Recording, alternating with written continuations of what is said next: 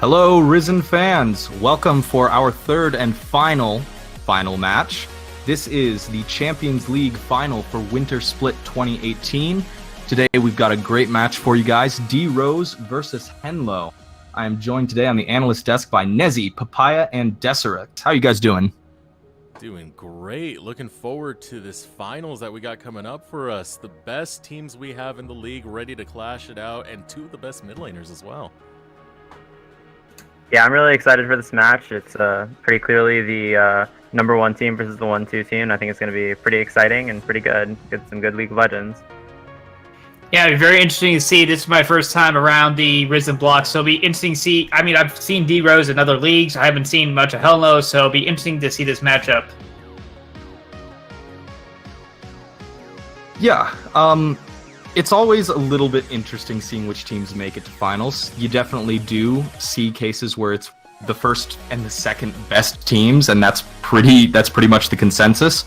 But I feel like that hasn't been the case for all of our leagues this time, where you had a lot of cases where there were these big upsets in semifinals and quarterfinals, and teams that you didn't expect to see in the finals are in final. That is not the case, I think, with Champions League this split. Yeah, it definitely seems to be the case. Obviously, you mentioned 1 and 2 teams, and D-Rose has not they're undefeated. They haven't lost a game or a series so far in the playoffs. Am I correct? That is absolutely correct. D-Rose has not lost a single series, not even by FF, and they have only dropped 2 games total, all split long. Yeah, so there's definitely a lot of, I think, mastery there, but maybe the finals is our chance to, have the parallel of the upsets that happened in the other leagues. Who knows? Well, it's certainly possible. I, for one, am going to throw in the prediction that this is going to be a pretty quick 3-0, but I'd like to, fight me, prove me wrong. I mean, the support for HENLO, it's the afternoon. He did hit Masters at one point. He unfortunately went down to Diamond 3. And, I mean, Doxa is a very strong mid laner for what I hear. He is Diamond 1 currently at this point. And, I mean, anything can happen in the best of 5. Who knows? I mean, I remember this is in a different league in CL a few seasons ago, between NCSU and Inbred Rats. NCSU was this big favorite. Everyone thought it was just going to be a 3-0 or 3-1 for NCSU. It ended up being a 3-2 for Inbred Rats. So in the best of 5 with a week of preparation, anything can happen. That's absolutely true. And, I mean, Champions League, unlike the other 2 leagues this split, every single team at this point played every other team. They were able to do a full single round robin as part of their regular season play. So, unlike the case of Rampage or Dominate this season, where Group A and Group B were on opposite sides of the playoff bracket, and you very likely never played against the team that you face in finals until that point, everyone's played against everyone, and everyone has had ample opportunity to really get inside everyone else's mind. Yeah, I could see how that could work, and being able to play each other. I mean, during regular season, these are best of 1s, right? Yes. No, wait, no. This was best of 3. It was best of 3. Mm-hmm. So best of 3s. Okay, looks like draft is going to be starting up. It is best of 3s for all of them. So we are going to be moving on to the first bid for D-Rose, and it's Cassiopeia. Just a quick thing. It is actually best of 5s tonight. Yeah, best of 5s tonight. I knew that. Alright, so yeah, the Doxa, that's Cassiopeia, that's his best champion. An obvious good takeaway is also she's also very strong in meta, and more bans are coming in like hotcakes. Really not surprised seeing Gangplank getting taken away. That is a champion that played and banned quite a bit recently, both in the overall competitive meta and the kind of local meta of Champions League this split. Yeah, for sure. Singed is a very interesting off-meta ban. Yeah, I was about to talk about the Taric, but yeah, that Singed is interesting. Very strange. Not necessarily, because Exo Tour Life his third most played champion is Singed. So, and we saw Singed Impact play it in the quarterfinals against. I may have been wrong. I know he pulled it out in one of the best of fives during the playoffs. Yeah, it's very interesting. Actually, I would say all 6 of the bans that have come out so far are pretty decidedly target bans rather than just big meta things. So, like I was saying, everyone's had a chance to scout everyone else. Yeah, and wow, these like picks are coming in really fast. I like the first pick, Kaisa. I think she's really strong currently, and I think we can see that HENLO still values the Swain pretty highly, even though he was nerfed a little bit on 8.7. So I think that's really interesting. Yeah, absolutely. The only thing that kind of remains to be seen is whether Swain will get run in the mid or the top right now. He's still kind of stabilizing as of the last couple changes to him.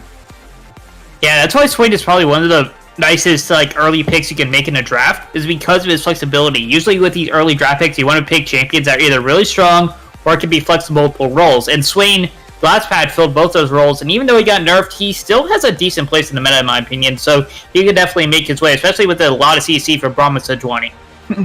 Yeah. We did get kind of a fun asymmetric thing here, where D-Rose picked up their ADC, probably their jungler, and either their support or their mid, and HENLO, of course, hasn't picked up the ADC yet. They've got Swain, they've got Braum, definitely support, they've got Sejuani, definitely jungle. So, it'll be interesting to see how the bans play out as a result of that. Xayah does not surprise me. Yeah, it doesn't surprise me either. I think if they're probably going to go for the ADC pinch here as far as D-Rose's side goes. And then maybe HENLO's next ban will show us, in a way, whether or not Swain is going top or mid, but they do have a lot of freedom. Yeah, it seems like those are 2 mid bans, so that could definitely allude to a Swain mid from what their ban body language is saying. Obviously, Varus and Xayah, next 2 probably best AD carries. So that's Caitlyn gone, Xayah gone, Varus gone, Kaisa is currently gone as well. And HENLO needs to probably pick, and they can probably save their pick for last, but they can pick the Twitch right now. And yeah, Twitch, we haven't seen a lot of Twitch recently because he was nerfed and he just basically got overshadowed with all the Tristanas and the Caitlyns. He just got overshadowed over the past few months. And then after a good amount of time after he should have been nerfed, he got nerfed. And then they eventually averted that, so now we see a Twitch. And with this good amount of frontline, Twitch could find some success, as long as he doesn't get bullied too hard early. Yeah, and HENLO has found some success running a Twitch ADC recently, especially with a tanky support like Braum. So this makes a lot of sense. Yeah, I think HENLO's team composition right now has a ton of team fight power if they can get through laning phase.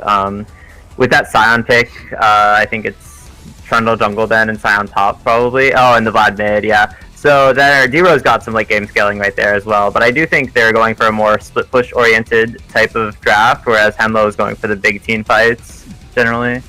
Although it is important to note that Sejuani did just take a pretty significant nerf in this last patch that we're playing. She took a hit to her base health growth, which will kind of put a halt on her hard tankiness, and also her perma stun is no longer as perma.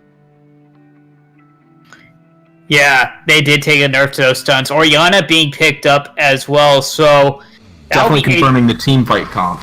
Yes, and that'll be a Swain top versus a Sion. And the funny thing about this matchup, Swain tends to win a lot of top lane matchups, but Sion is probably one of the few melee top laners who could probably stand up to Swain if that is played correctly. And as far as the Vladimir, I know Malmars really likes playing Vladimir, likes playing these like sort of battle mages, short range mages like Vladimir and Swain. Obviously, they took away the Swain early, so that left the Vlad wide open for Malmars to pick up for himself. And he can definitely. The thing is, Vladimir and Orianna, Orianna tends to have fairly safe laning phase, so I don't exactly expect to see too much from that unless there's jungler interference. Top lane, that could be a bit of a meat fest as well, but Swain can actually pull out a decent amount of damage, and Sun has a good amount of poke.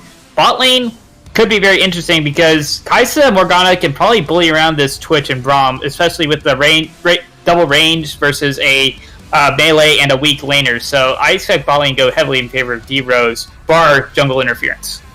Yeah, Braum is actually pretty underwhelming into a Morgana pick. Just because if you get hit with her Q, you still get, even if you shield it, you still get rooted.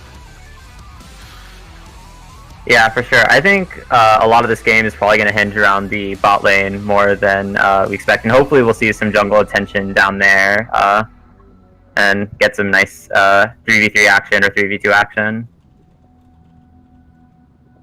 Well, that's kind of going to have to happen. As I said, I do expect D-Rose to still to win the series, and I do believe they'll win this first game. And I think the only way that they can do that is if they really play to their 2v2s and 3v3s, even in the mid and late game. Yeah, especially with the comp they're going against. This is a pretty much team fight, Orianna ball with the twitches going off in the back line. You can send a Swain in, you can send a Sejuani in with the ball, or the Braum, even if you're lucky. Though you can leave the Braum on the backside to protect the Twitch, make sure he doesn't get blown up, and you got Ori just try and get a huge shockwave combo. If they hit that combo and Twitch is able to reign free with his ultimate, it could be game lights out for D-Rose. Well, the thing is, though, D-Rose has a lot of ways to guard against that. Every single champion on their team has some crazy form of mobility or disengage. So I do believe that they're really putting a lot of their hope in their ability to control the flow of battle using that mobility. Yeah, for sure, and they do have a fair amount of disengage. Sion can run away with his ultimate. Trundle Pillar and Morgana Black Shield can both deny engages really easily. So I think a lot of it is about the flow of the fight and which team gets the jump on the other.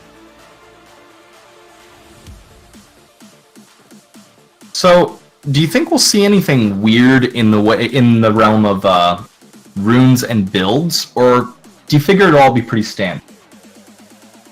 I figured it would all be pretty standard for the first game, because usually when you play game one of a long series, you want to take the first game to feel out your opponent and see what they're trying to do before you try to pull out anything crazy. That's true. That's absolutely true. That said, though, I wouldn't put it past HENLO in particular to pull something crazy out. They have been known to do some kind of fun undercover meta breaking. I recall specifically their match a few weeks, I think about a month ago, versus A&I, where they ran Mordekaiser, Alistar, Blitzcrank, Bard, Nautilus. And they won that. So, that's definitely cheesy. Yes, it is. So I wouldn't put past HENLO to run something crazy. I'm not saying this is going to be Twitch jungler, Orianna ADC, Sejuani mid, Swain top, or anything. You know. But we can dream. We always can dream. Yeah, I'm not sure about like rune choices and such. I don't know how like many different builds there are as far as the champions that are currently in this game. How like many choices there are really, because I think for a lot of these champions there is a pretty clear number one choice in general. Yeah, there's definitely dominant strategy for a lot of these. I think the only place where you would maybe see a little bit of flex room is actually on D-Rose's side. I think Kai'Sa and Trundle are both champions that are kind of open to being able to run slight variations. I mean, you can go lethality, full lethality Kai'Sa. I'm not saying it's a good idea, but you know, it's done.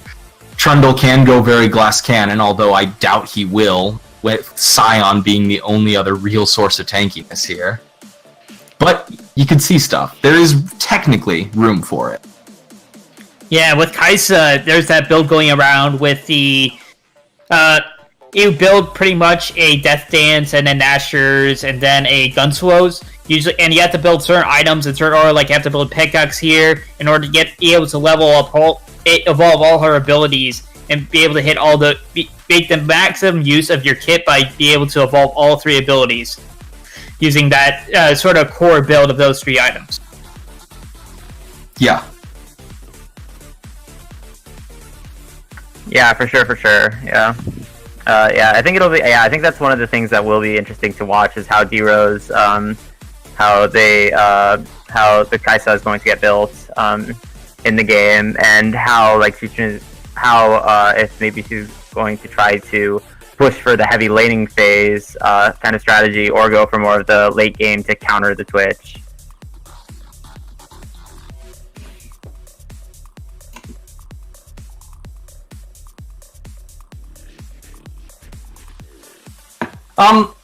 So talk to me in a little bit more detail about Orianna versus Vladimir in the mid lane. I think in a lot of ways, without jungler attention, it kind of just ends up turning into a farm lane. I don't think Orianna has very good kill pressure on the Vladimir, especially since Vladimir can pool her command shockwave. But and Vladimir, I don't think really has very much kill pressure on Orianna either because of the shield, and Vladimir doesn't do that much damage. I think jungler attention could change that up a little bit if Orianna, for instance, manages to pull out the pool. Vlad is pretty defenseless after that, and Ori obviously doesn't have any dashes, so jungler attention into the mid lane could be powerful. And Sejuani is a pretty big pressure jungler. I would have to disagree with that a little bit, though, because Vladimir, while he doesn't have really great damage out the gate, as he scales up and gets towards that level 6 with the Hemo Plague, it does become a little bit more devastating, and the important thing to notice is that that is an Ignite taken by Nile Mars, so he's looking to do some havoc onto this lane. Oh yeah, for sure. So I guess we could see a little bit more aggressive, and obviously Vlad does have that kind of like sustain and that kind of like net increase, whereas you're both dealing damage to the enemy laner and healing yourself up. So there could be a chance of like just poking out the Orianna until she's low and then all-inning her.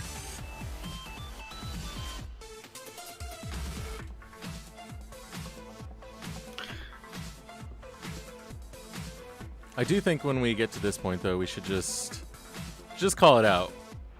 Who do you guys see winning and why? D-Rose, but honestly, the draft, either way, basically whichever way the draft went, pretty much going to think DR takes this.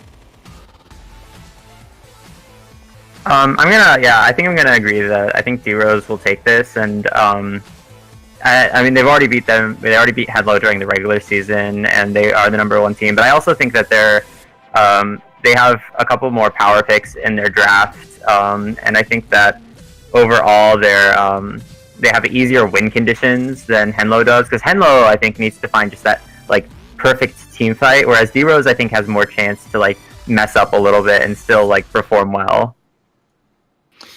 I'm going to be the contrarian here. I'm going to say HENLO's going to take it in an upset for the first game.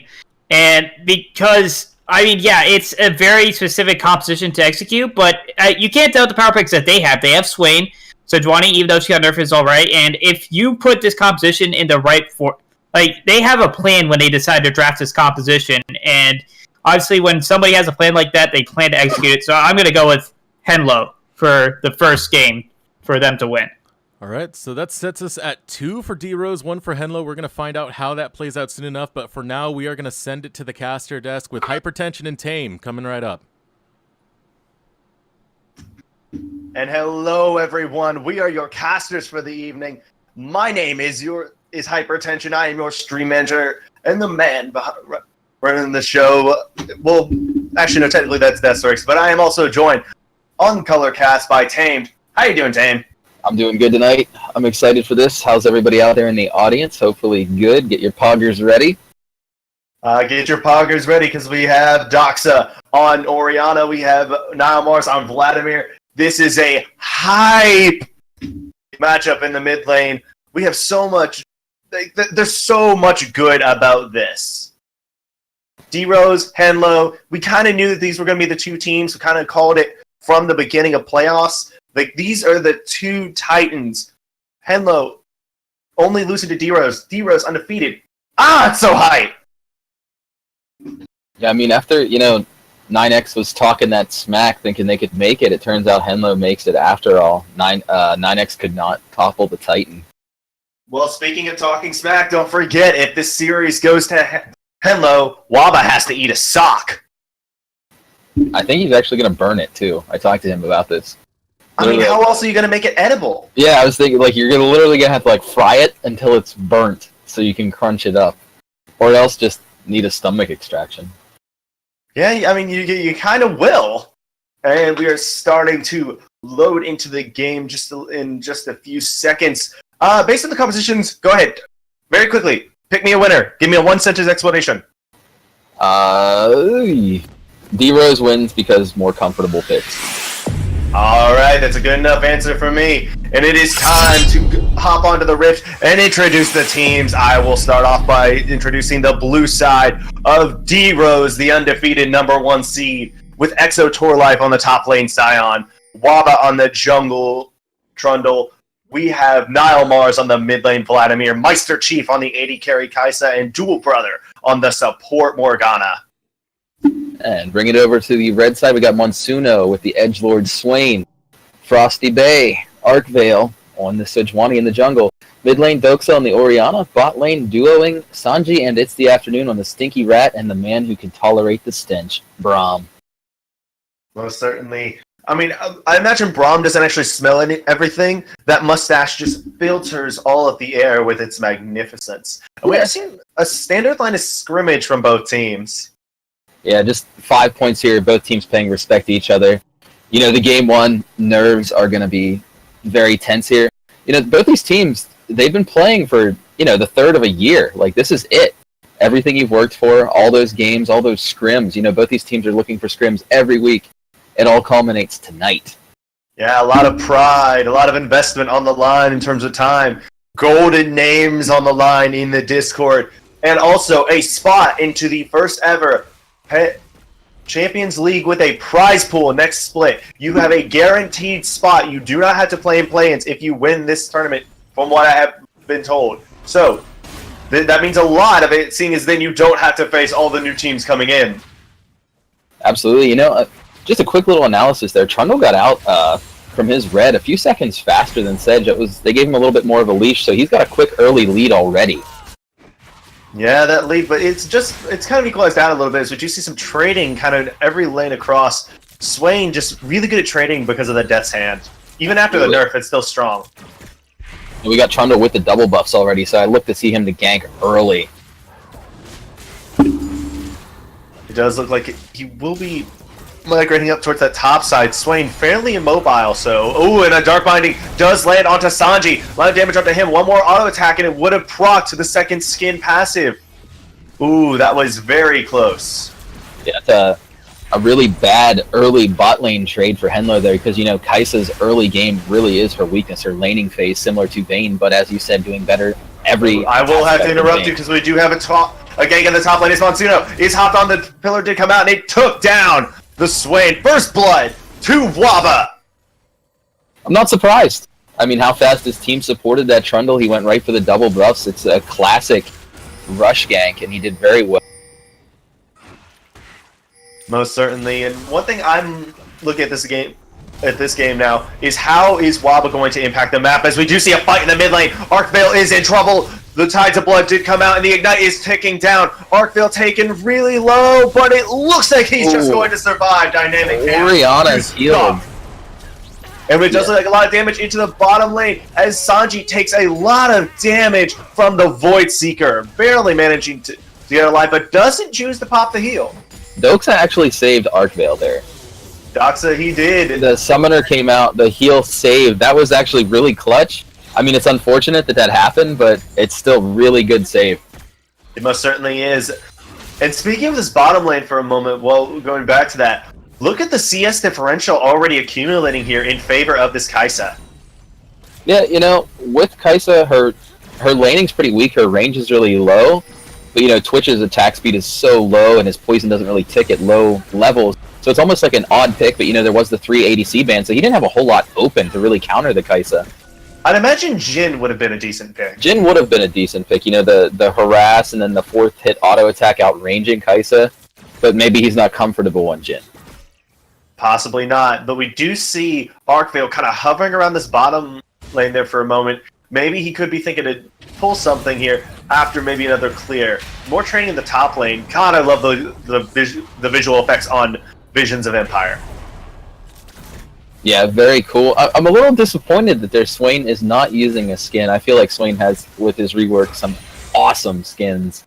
Arctic Front Swain is best Swain. Oh, they're all great. I love Bilgewater personally, too. It's okay. Color effects don't change that for me. But we are seeing this here. This Twitch can't even farm. She has almost double his CS. Look at the pressure they're able to exert in this lane is ridiculous. Well, we are seeing a little bit of a fight in the top lane. This Arkvale did land a stun onto Waba. Waba with putting down the pillar. Chomp coming down. Visions of Empire. And it does look like Waba is going to pick up that second kill onto Arkvale. And that is not what HENLO wants to see there. Jungler going down while the enemy team's jungler already had an advantage. He's just going to be able to farm it out. You can see right now he's just taking their jungle. This is mine. I bite. I eat. Trundle wins. Most certainly is. Part of that is you really... Most of the time you don't want a tank jungler to get all the kills. In this situation you don't mind because it's Trundle who's so insane in a 1v1 fight. Yeah, I mean, Trundle's almost... He kind of reminds me of old Aurelia, how he's sort of like bruiser, tank, damage, assassin, crowd control. Like, he can do a lot. His kit is very diverse. Remember, I love Trundle. if it exists, Kale can do it.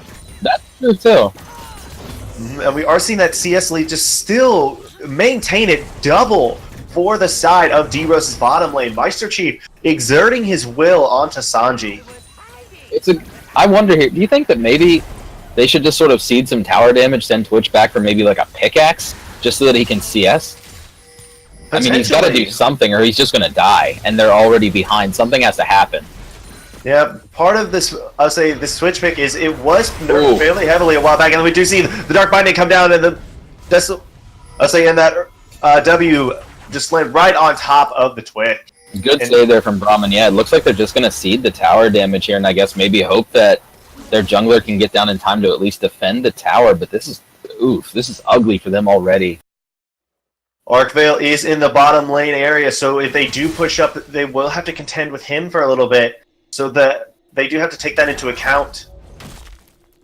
Yeah, they're going to give the blue over to the Orianna here, so hopefully, Orianna can make a play here in the mid very shortly. Yeah, Doxa, arguably the best player in all of Champions League. There's a lot of debate as to whether he or Nilmars is the better mid lane. It's just a constant debate among the fan base of Risen. So this is a series where we finally get to see them go at it in a best of 5 to see who is the better mid. Let's see what Twitch picked up here. He did get the pickaxe, like I thought. He needed that. Like, really, he's already got a couple healthy CS here since coming back.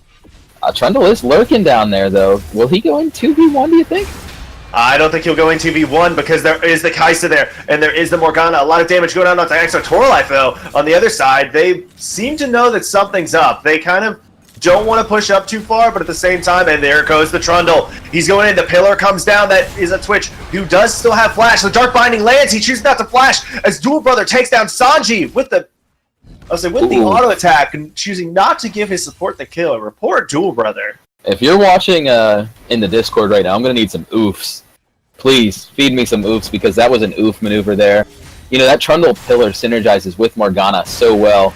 She can set up that bait and she binds you for at least 34 hours. I mean, every time it hits. Yeah, and we do see Demonic Ascension popped in the top lane as Arkvale is choosing to go up too, but either way, the Flash and Ultimate both burn for Swain, and it's not really going to net them anything. As D-Rose on the other side of the map get that bottom lane tier 1. But again, the gold goes to the Morgana!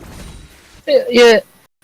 Not to sound too negative already, too, there's not that much of a gold difference. Oh, Nilmars gets hit up by the Glacial Prism, and it does look like Arkvale. What is it with the supports and junglers taking the kills this game?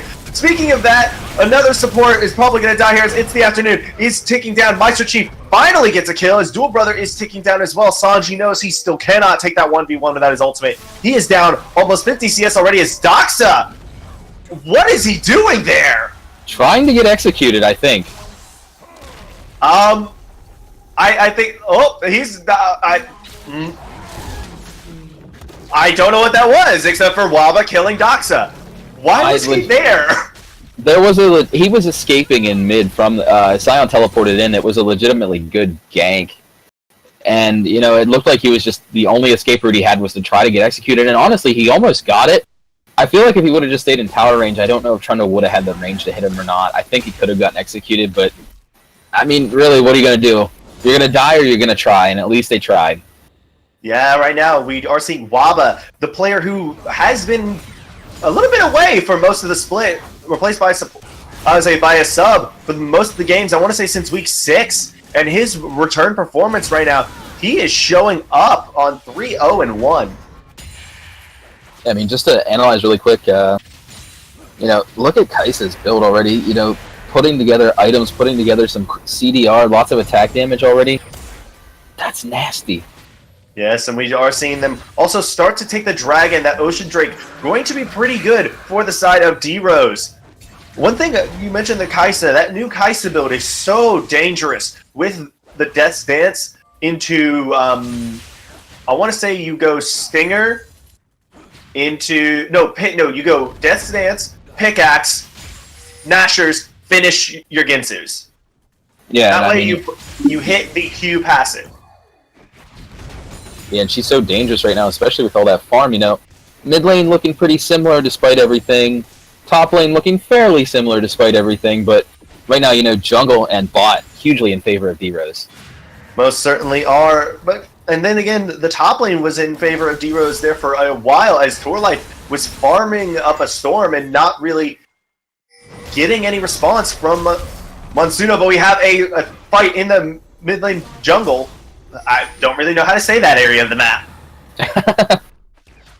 The red side red jungle.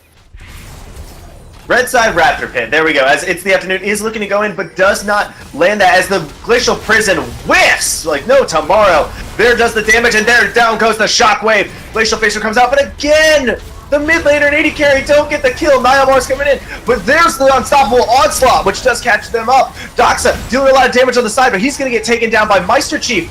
And the rest of the team is just running for their lives. It's the Afternoon trying to be the sacrificial lamb, trying to let his AD carry get away. But Sanji is still fighting. Monsuno in the back with Demonic Ascension. A lot of damage going to come out from him, or nothing at all, it turns out. And overall, so far, it is a 2 for 1 in favor of D-Rose. And all that damage actually coming out there. That is a double kill. No, it's not. It's 1 kill for the Sejuani, 1 kill for the Twitch. Kai'Sa gets Sejuani, and now Sanji is running for his life.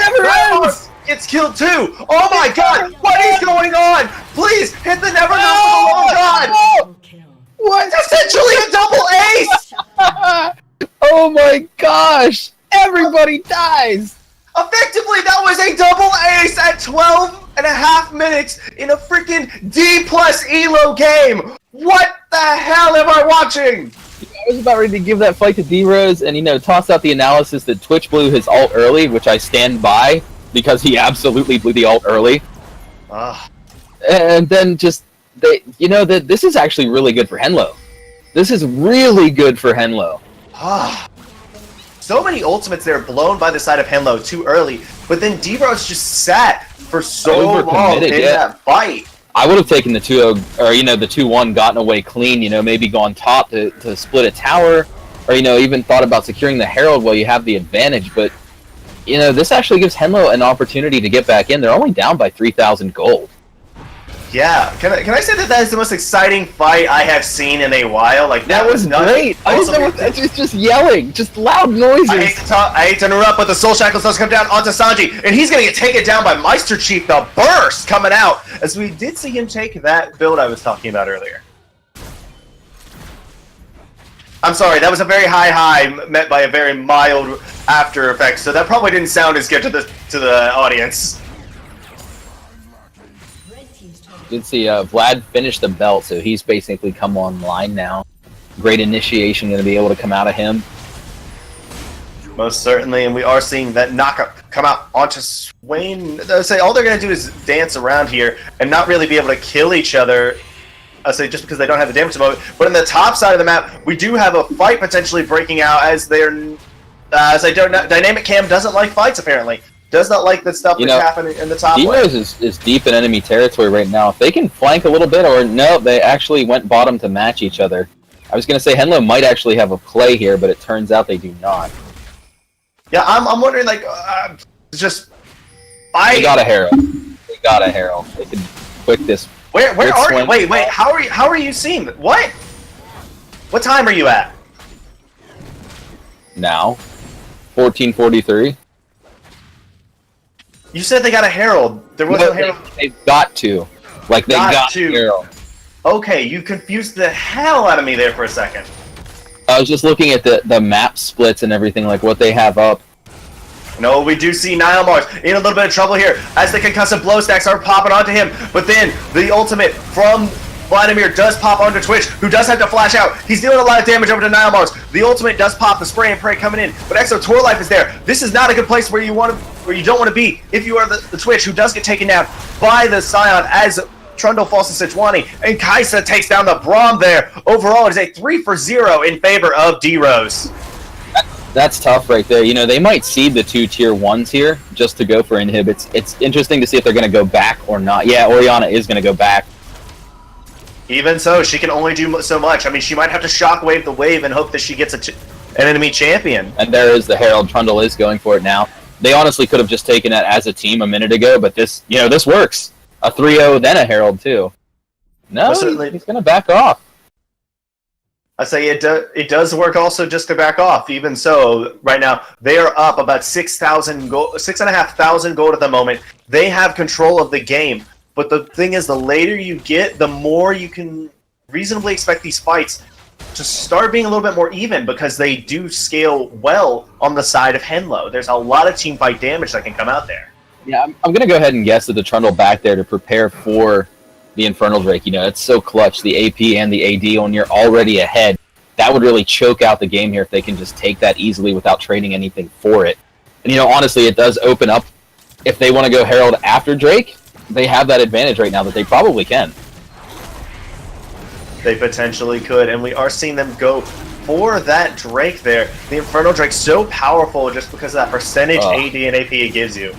I don't like the lack of contention here. You really, even if you're behind, you have to at least throw something at that. Contention, if I believe is the word. Yes.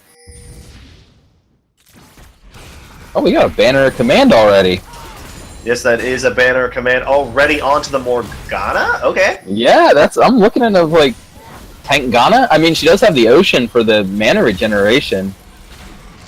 But you know, effectively that 6,000 gold lead. Ooh, Glacial Fissure, Glacial Prison whiffs wide, but Dual Brother might be in a little bit of a spot. He already popped the Black Shield, out comes the Shockwave. It doesn't really land, but then Meister Chief is on top of Sanji. He's kiting around. We're Kaisa spotting as he's gonna get blown up by Nile Mars here, who did, oh dang, there's a lot going on there. And Meister Chief gets blown up on the other side. Demonic Ascension has been popped by Swain, but he's locked down by the Dark Binding. A lot of damage going out all over as Waba is taken low. He does flash out, but then he gets caught by the Permafrost. Dark Binding does land onto Monsuno, but now it's just Nile Mars to deal out the damage. Arcvale gonna go down to him. Doxa on the side does get knocked up by the locked up by the Soul Shackles. A lot of damage onto him as Exo Torlife takes him down, but then Monsuno takes down Dual Brother. And now it's just Monsuno getting taken down by Exo Torlife for a triple kill. Holy crap, there was a lot going on there. Story of the fight there, definitely towards the end of the fight, the Scion with the 3-man knockup. The thing that's interesting to me is that they had vision on the Scion charging up that 3-man knockup. That's when that fight really started to turn in favor of D-Rose. It really did. Also, one thing I would like to point out is the difference in that fight, in my opinion, was the difference in AD carry builds. That Twitch is so far behind. Also, I don't like the fact that Meister Chief is rushing the Ginsus as opposed to picking up the Nashers next, but maybe that's just me.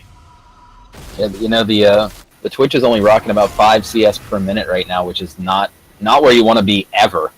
And until he just got that big wave there at mid, he was only at about 4 CS a minute, so that's tough. He's also at a vision score of 2. That's also true. I don't have an excuse for that. I don't know if there is an excuse for that. There is, you know, the mental aspect as well of being behind it. It's always hard to keep your head in the game when you get down this far. Most certainly is. Overall, wouldn't you say that the vision scores overall for HENLO are fairly low, given that this yeah, the game? Absolutely. Especially, you know, that's one of the ways you can get back into the game, especially in higher elo. You know, you can vision up, you can farm up, you can wave clear, which they have the opportunity to do. There's no imminent pressure from D-Rose right now, aside from that Herald. Yeah, you know, they got that Herald with 20 seconds left, so good on them. Good awareness, good macro skill from D-Rose. Yeah, instead of watching the mid lane tower fall, it likes to watch a wet noodle fight, but then again, That unstoppable onslaught did come out onto Monsuno, but right now it's just he doesn't realize the rest of the team is coming down. That never move does land, but here comes Nile Mars. The damage is here as Tides of Blood and the Proto Bell active is enough to take him down. Another kill into the pocket of Nile Mars, who is sitting at 4-2-10. There's a lot going on there with that mid laner. So, little analysis here where we got some pushing going out. Did some quick math. We actually don't. We have a fight here as the teleport is coming in from Exo Torlife. He's right there in the face. That Braum is going to get hit by the Dark Binding. Gets hit by the knockup that Decimating Smash, stopping him and allowing the Kaisa to pick up the kill. An 8th kill for Meister Chief. Yikes. 8 and 2 with 163 CS at 20. Yeah, it's not a situation you really want to have your enemy AD carry out, as the Decimating Smash does come out, but a huge Shockwave catching up 4, and now no Exo Torlife got hit by the Glacial Prison, but no real follow-up there. It will allow them to clear out the Herald and save the tower, but it won't allow them to quite take the fight yet. They did have to burn the spray and pray, and the Shockwave to do so. Interesting there in the middle there. It's just... Oh, Dual Brother. Dual Brother is in the face of a Swain, and there's a lot of damage out all over the fight, mainly onto Monsuno, who does get taken down by Nile Mars, and then Meister Chief takes down It's the Afternoon. Overall, the members of HENLO are falling one after another. Looks like D-Rose is just going to get a clean reset out of this, too. Wow. I think they can potentially go for the Baron. Yep, I think Trundle's going to go back, prep it up, clean reset, go for that Baron, and what can they do? I mean, really, what can they do? They're out-visioned almost double. I mean, look at that support. That's double vision score, basically. Triple in the ADC role. Without looking, would you like to guess? Before I get to that, there's a fight in the bottom lane as the Vladimir Ultimate went onto Doxa, but then he goes down to Meister Chief, who used the Killer Instinct to get into the fight.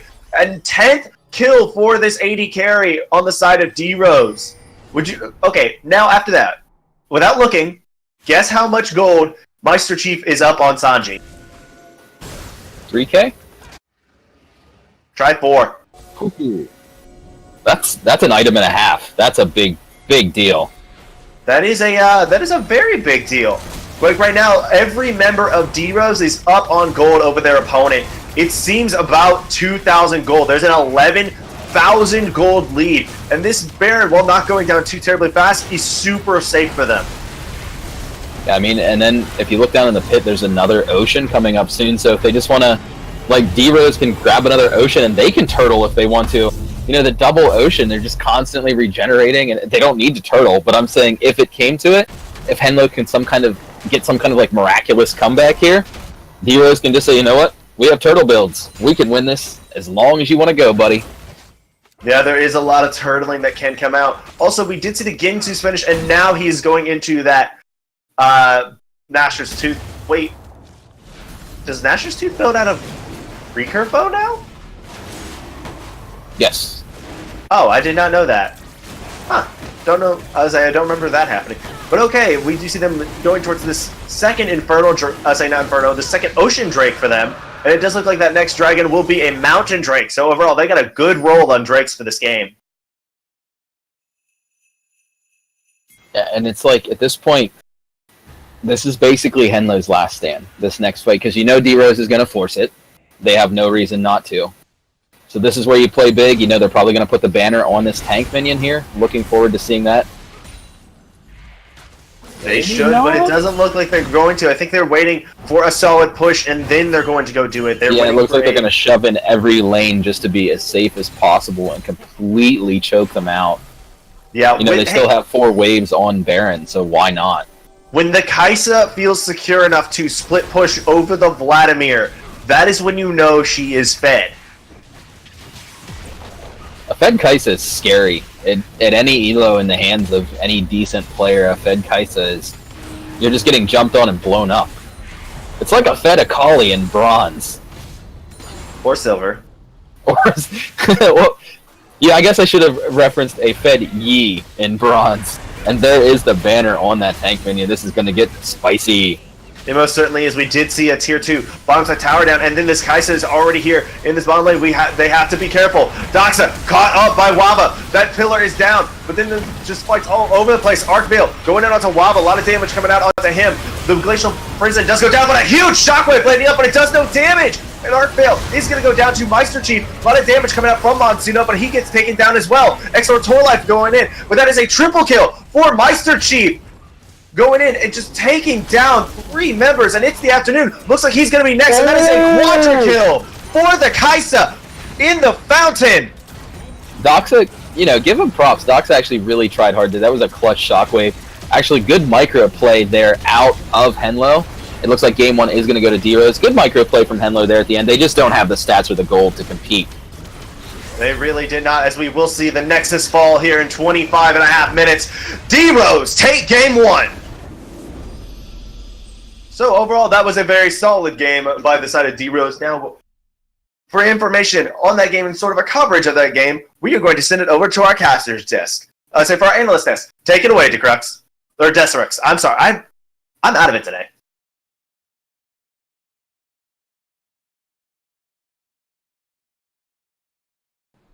And we are back onto the analyst desk, and what a game we just had.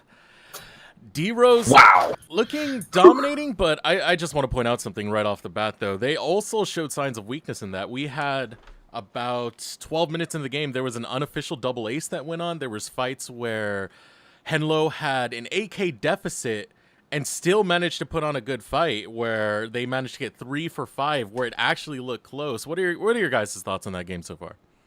Yeah, I'm just going to say one thing to correct you.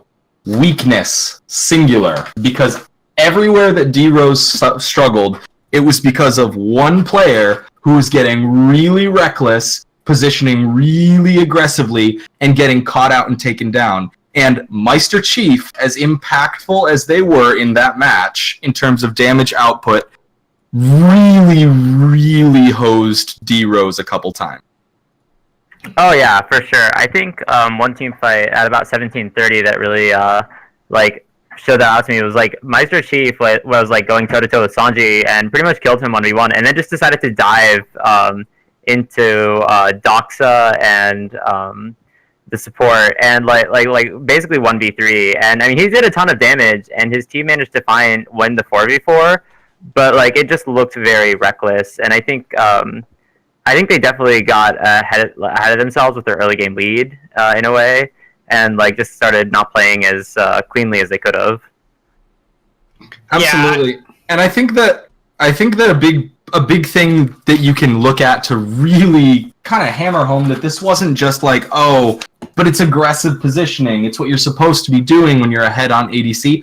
Compare it to how Dual Brother was playing on Morgana. Because Dual Brother was positioning pretty aggressively, was getting in there, but the difference is Dual Brother didn't do it when they didn't have backup, and Dual Brother knew that they could rely on a little bit of the extra tankiness that they were getting from kind of the unorthodox banner of command. Yeah, and I'd like to talk about that banner build also. I really liked it, actually. The fact that they got the banner on Morg and Sion, because if you looked at HENLO's comp, most of their wave clear, since the Twitch was so behind, would have come from the Orianna, the Swain, and the Sejuani, which are all magic damage dealers. So I think that was a very, very smart pickup from Dual Brother to grab the banner on Morg. Yeah, I would like to expand on that a little bit when we were talking about the Twitch getting behind. Early game, absolutely devastating. About 8 minutes into the game, Meister Chief had already doubled the CS of Sanji.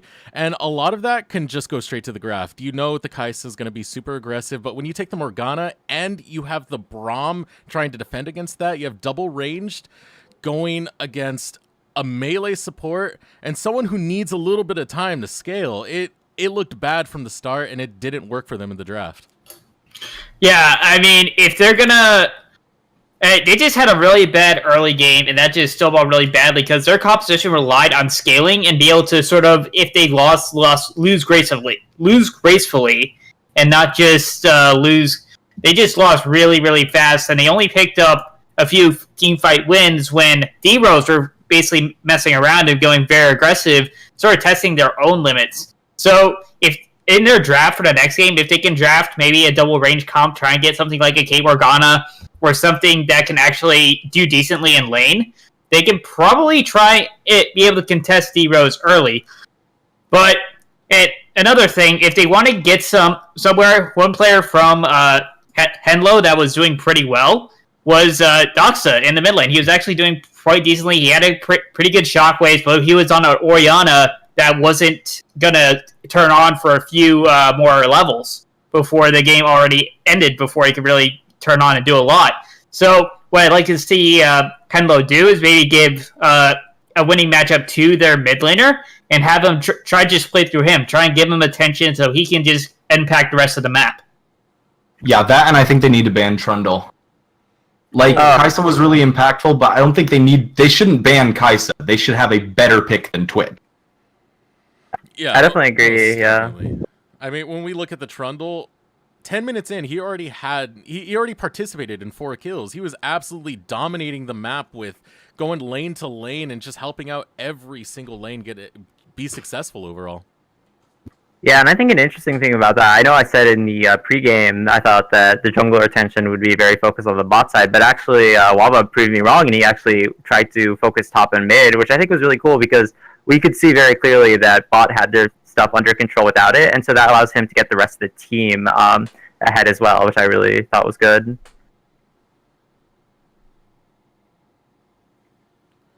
Now, let's bring this to what HENLO have to do now. We did see what was pretty much domination, but we did see a lot of arrogance come out of D-Rose. Do you guys think there's any way that HENLO could look to exploit that in the next game coming up? Well, realistically, if I'm D-Rose, if I'm literally anyone on the side of D-Rose at this point, I can't claim to know what their team dynamic is like within their own chat, but I feel like there's gotta be someone there who's able to go to Meister Chief and be like, hey, can you not? And yeah. I think that there's a really good chance that we will see Meister Chief kind of pull it back and play a little bit more cautiously going into game 2. But maybe that's what gets exploited. Maybe you bank on Meister Chief pendulum swinging too far the other direction, being a bit too cautious. I don't know. Well, it probably starts with HENLO just drafting a bit better, probably prioritizing AD carry. I noticed they saved AD carry for pretty much their. Let's take a look at the pro draft. That was their 4th pick. Yeah, it was their 4th pick. So they saved AD carry for the 2nd round, which allowed D-Rose basically pinch out. They took out the Zad, they turked out the Varus. Jin was still up, but probably I looked around at Sanji's most played AD carries, and Jin wasn't one of them. So it was just a matter of they left a player who really needs to get on a strong pick, and especially with bot lane being a very influential lane, and they put him on something that just is not going to do much in the early game. And against Meister Chief, who's extremely strong, AD carry, you can't let your ADC get exploited like that. And they should probably prioritize him and make sure he gets a strong pick in the next game.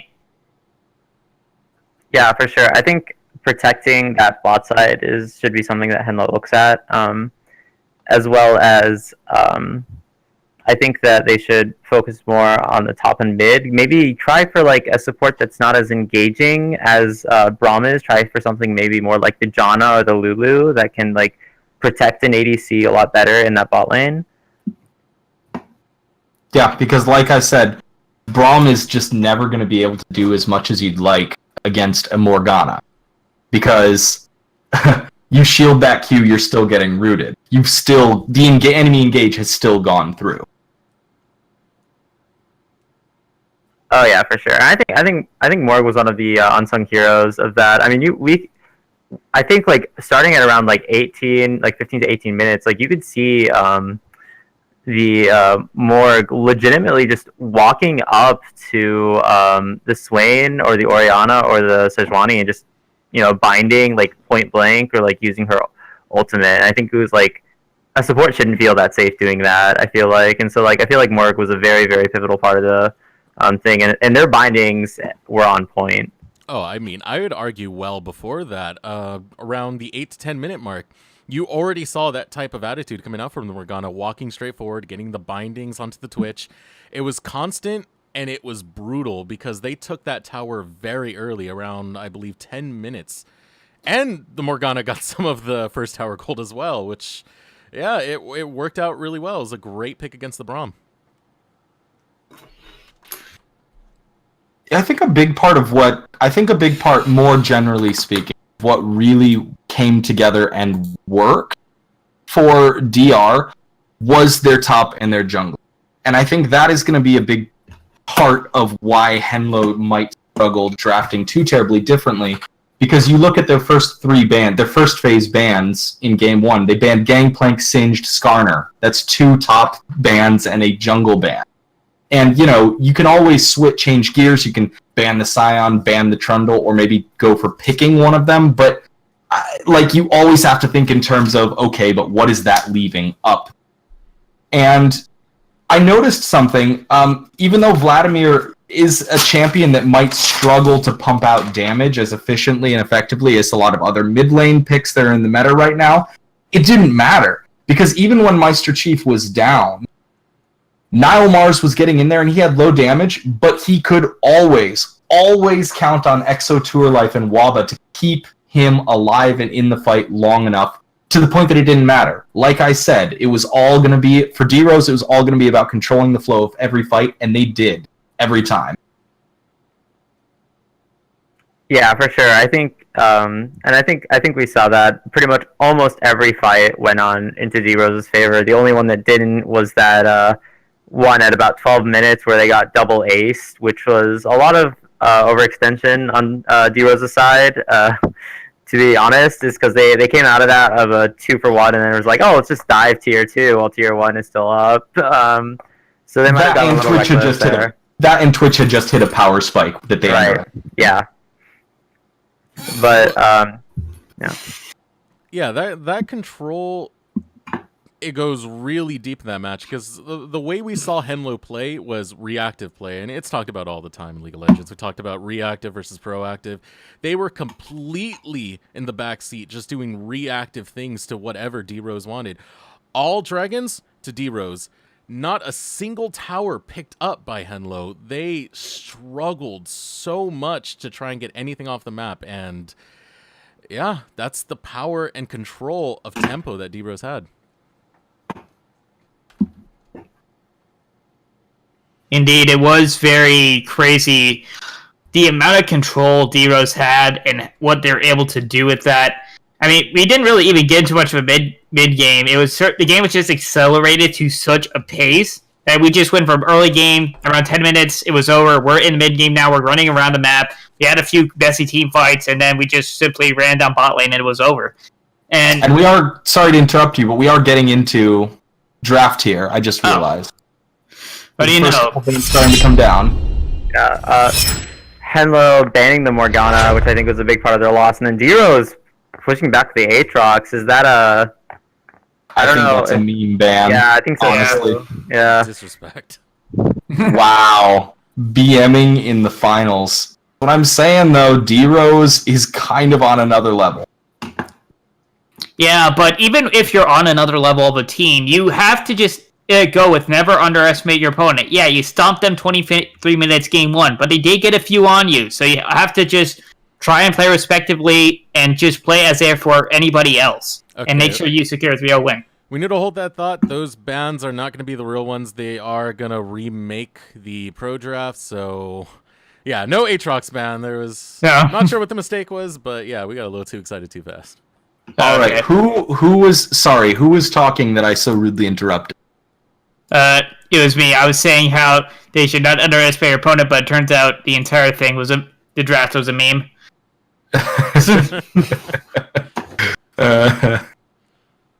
Gosh. Yeah, I definitely, if that Morgana ban is still going to come through by HENLO, though, I think that's a really, really good choice overall, especially when it comes to just protecting their bot lane. Yeah, Morgana is such an oppressive AD carry, especially against. I've been looking out during the game. I was looking at the OP.GGs for HENLO, and this afternoon, his top 5 are Tarek, Braum, Alistar, Rakan, and Blitzcrank. All get shut down pretty much by this Morgana. And if one champion, and this is the thing, if you like playing these tank engage supports, Morgana just shuts down your entire champion pool. And if Morgana shuts down your whole pool, it becomes very hard to work with. It's a good thing it's banned very first thing as we head into the drafting phase. Morgana going to be banned out along with Terra Cassiopeia and Singed.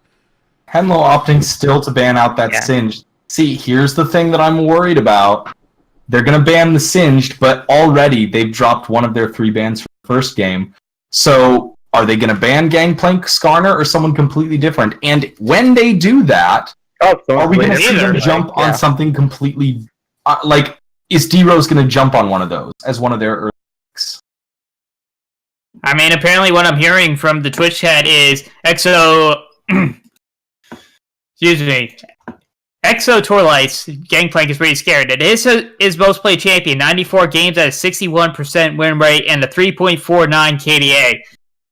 So we'll see what they're doing. D-Rose actually banning out the Skarner, which now that I'm looking at it makes sense, as Arkvale does play Skarner, has actually played him several times in recent matches. Yeah, and I think with the fact that I think Sejuani's been nerfed and Olaf was nerfed also on 8.7, I think that HENLO was pushing very hard on a Skarner first pick, so that was a good ban from D-Rose, because I think Skarner is one of those S tier junglers right now. Yeah. Yeah, but I really like this pick, the Caitlyn pick from HENLO. They want to help out their bot lane. This is how much you help it. You give a champion that has a lot of range, that is very safe, that is very hard to lose lane with. And pairing her with an Alistar allows a lot of CC combo and allows her to be protected, as well as giving the ability to engage. And there's going to be no Morgana to protect this shit.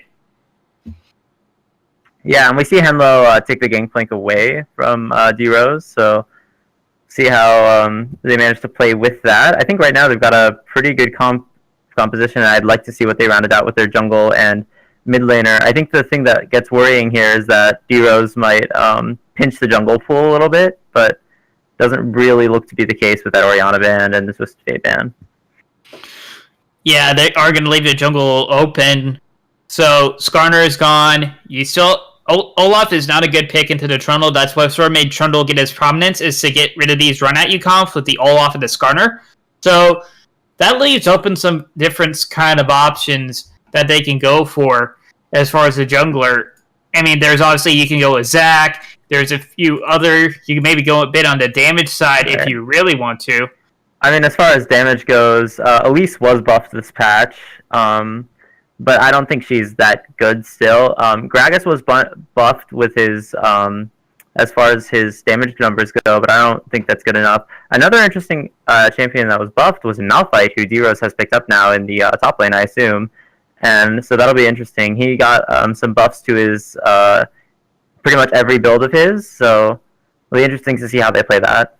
It is going to be really interesting, in particular because the part of Malphite that got buffed isn't necessarily conducive to the old primary way that he was played. They kind of just opened up his options very, very pointedly, doing what they did, which is buffing his base attack growth, buffing his AP ratios on his E, which I believe now carries a 0.6 AP ratio, which is god tier, honestly, for a champion like Malphite. It wouldn't surprise me to see a lot more AP heavy. Tasty. Yeah. Ooh, boy. This is very exciting. We have the Captain versus Zed, the assassin matchup, as it were. It's very cool. Straight out of Season 3. Oh, this Man, is was very Zed AD heavy really Season 3? That's crazy to think about. Yeah, and the thing with the Zed draft being drafted, it is to make their comp very AD heavy. I mean, unless Malphite just goes full AP football Malphite. Yeah, their comp does suffer from a lot an AD heavy syndrome, and which means they're going to have to try and get it early and end this before the Sejuani and the Alistar can start really building a lot of armor and make it really hard for the Zed well, Zed's not going to be wanting to go for those 2 tanks anyway, so that must be their ideology is like, okay, we don't want to go for these 2 tanks, so let's just try to go for the squishies, just go full on the AD and try to blow people up before they can do anything. Just to be contrarian, or Malphite builds AP instead of tanky, and we see something very special. It's D-Rose. We could very well see that. Because I'm gonna be honest, I've played a couple of games of AP Malphite since the latest buff, and hoo boy, it is nutty. Yeah, I mean, maybe Malphite's you've only really seen it too much as far as like normally in like Earth or something where you can blow somebody up and you have those really little cooldowns. AP Malphite can definitely be a force to be reckoned with, and they have Trundle and Braum, so they have some tanks. So I mean, and they have seen from their play last game, they did play a little disrespectively. So maybe they're just going for the full disrespect with the AP Malphite. But enough about that. Let's go over to HENLO's comp. They have a good amount of scaling. They have the Kassadin, the Gangplank, and the Caitlyn. So they have, from the looks of it, a winning matchup in the bottom lane. Jin's all right for an early game champion, but Caitlyn is just such a queen of the early game when it comes to AD carries. She has the range. She has the ability to lock down with that Alistar. So it's going to be very hard for Braum to get on top because Alistar could just knock Braum away. And also, the Alistar can jump onto the Jhin and pretty much knock him up. And Jhin doesn't have too much mobility, while Caitlyn does at least have a 90 caliber net to get away from the Braum. I think, yet again, here we are with another bottom lane matchup where Braum kind of feels a little underwhelming. Like, don't get me wrong, there are absolutely matchups where Braum is very strong, and this is not one of them. You really have to wonder what he's trying to accomplish, because so you have Caitlyn's ulti, and you can go for the big disrespect move where you block the ulti entirely. That's fun. That's great for a highlight reel, but, like, in the meat and potatoes of the lanes back and forth with Alistar, jumping in with that QW combo, Braum can't really do anything to stop or mitigate. Yeah, so it just surprises me, especially with Braum getting picked after Alistar. Yeah, and even in the late game, I think that like the only 2 big abilities I think from HENLO's side that Braum's gonna be able to block is that Caitlyn ultimate and the Glacial Prison from Sejuani, and even then, like the Glacial Which, Prison unless I'm mistaken, he still gets stunned by. Yeah, so I'm not a big fan of the Braum pick here. In general, I think HENLO drafted a very good composition. I don't think the Braum is as bad as being made out to be right now. In the previous draft, that Braum pick, absolutely terrible. Going against the double range as well as it being Morgana, not going to work out that well. In this comp, I'm a little bit okay with it. It does what it needs to. If they go for a very hardcore engagement, this is the composition that D-Rose has drafted that's going to work very well for that. It is a little bit more niche than, say, HENLO's comp, but it does have its potential. Yeah, it does have a good amount of potential and late game scaling. D-Rose, Zed, if you get the Zed fed, he's going to make your enemy team dead. So, sick. So pretty much what Trundle's going to want to do is just go after his Casted. Casted's a pretty weak early game, and try to get him before he hits level 6. Try to get the Zed ahead so Zed can head bot lane, help out the Jhin and Braum, take out the Caitlyn, and then just have Malphite and GP have a farm lane top and just try to snowball the bot side of the map. That's what D-Rose has to do. Okay, well, we have some time left. Let's go to predictions. Who do you guys think is going to win and why, starting with Author? Man, why you gotta start with me? Okay. I still think D-Rose has the slight edge, just basically because they're D-Rose, but HENLO actually has chance here. So I'm loath to make an actual prediction because, I don't know. I think HENLO's got a much better composition. So if I cover up the names and I look at just the team comps, HENLO takes it. All right, let's go with Papaya. Yeah, I think I agree. I think I like HENLO's comp a lot more. They have a lot more, even if D-Rose does have the same kind of early dominance that they did in the last game, HENLO can still, I think, recover from that better with this comp than they could with their last game comp. And I think they, once again, have like an easier comp to execute, like champion by champion. My only worry maybe is their mentality. Like after getting stomped like that in game 1, they could be feeling kind of rough. But I actually, I think I will be predicting HENLO for this game. All right, that's 2 for HENLO. Nezzy? I have to agree, HENLO, because I think D-Rose, while they are very mechanically talented, I think they went a bit disrespectful with this draft. I mean, Malphite, there's probably better picks you can do with that. Zed, with this comp, you're going to have to rely on snowballing early. I think as long as HENLO just makes sure they don't snowball, HENLO will outscale and win. So I'm going to go with HENLO as well. All right, on that note, we are going to send it to our casters, Hypertension and Tame. Thank you for joining us, and we're hopping over right now. And hello, everyone. We are back here on the caster desk. I am Hypertension once again here with my buddy Tamed. How you doing, Tamed? Pretty good. Welcome back, boys. Ready them poggers again. We got a Malphite.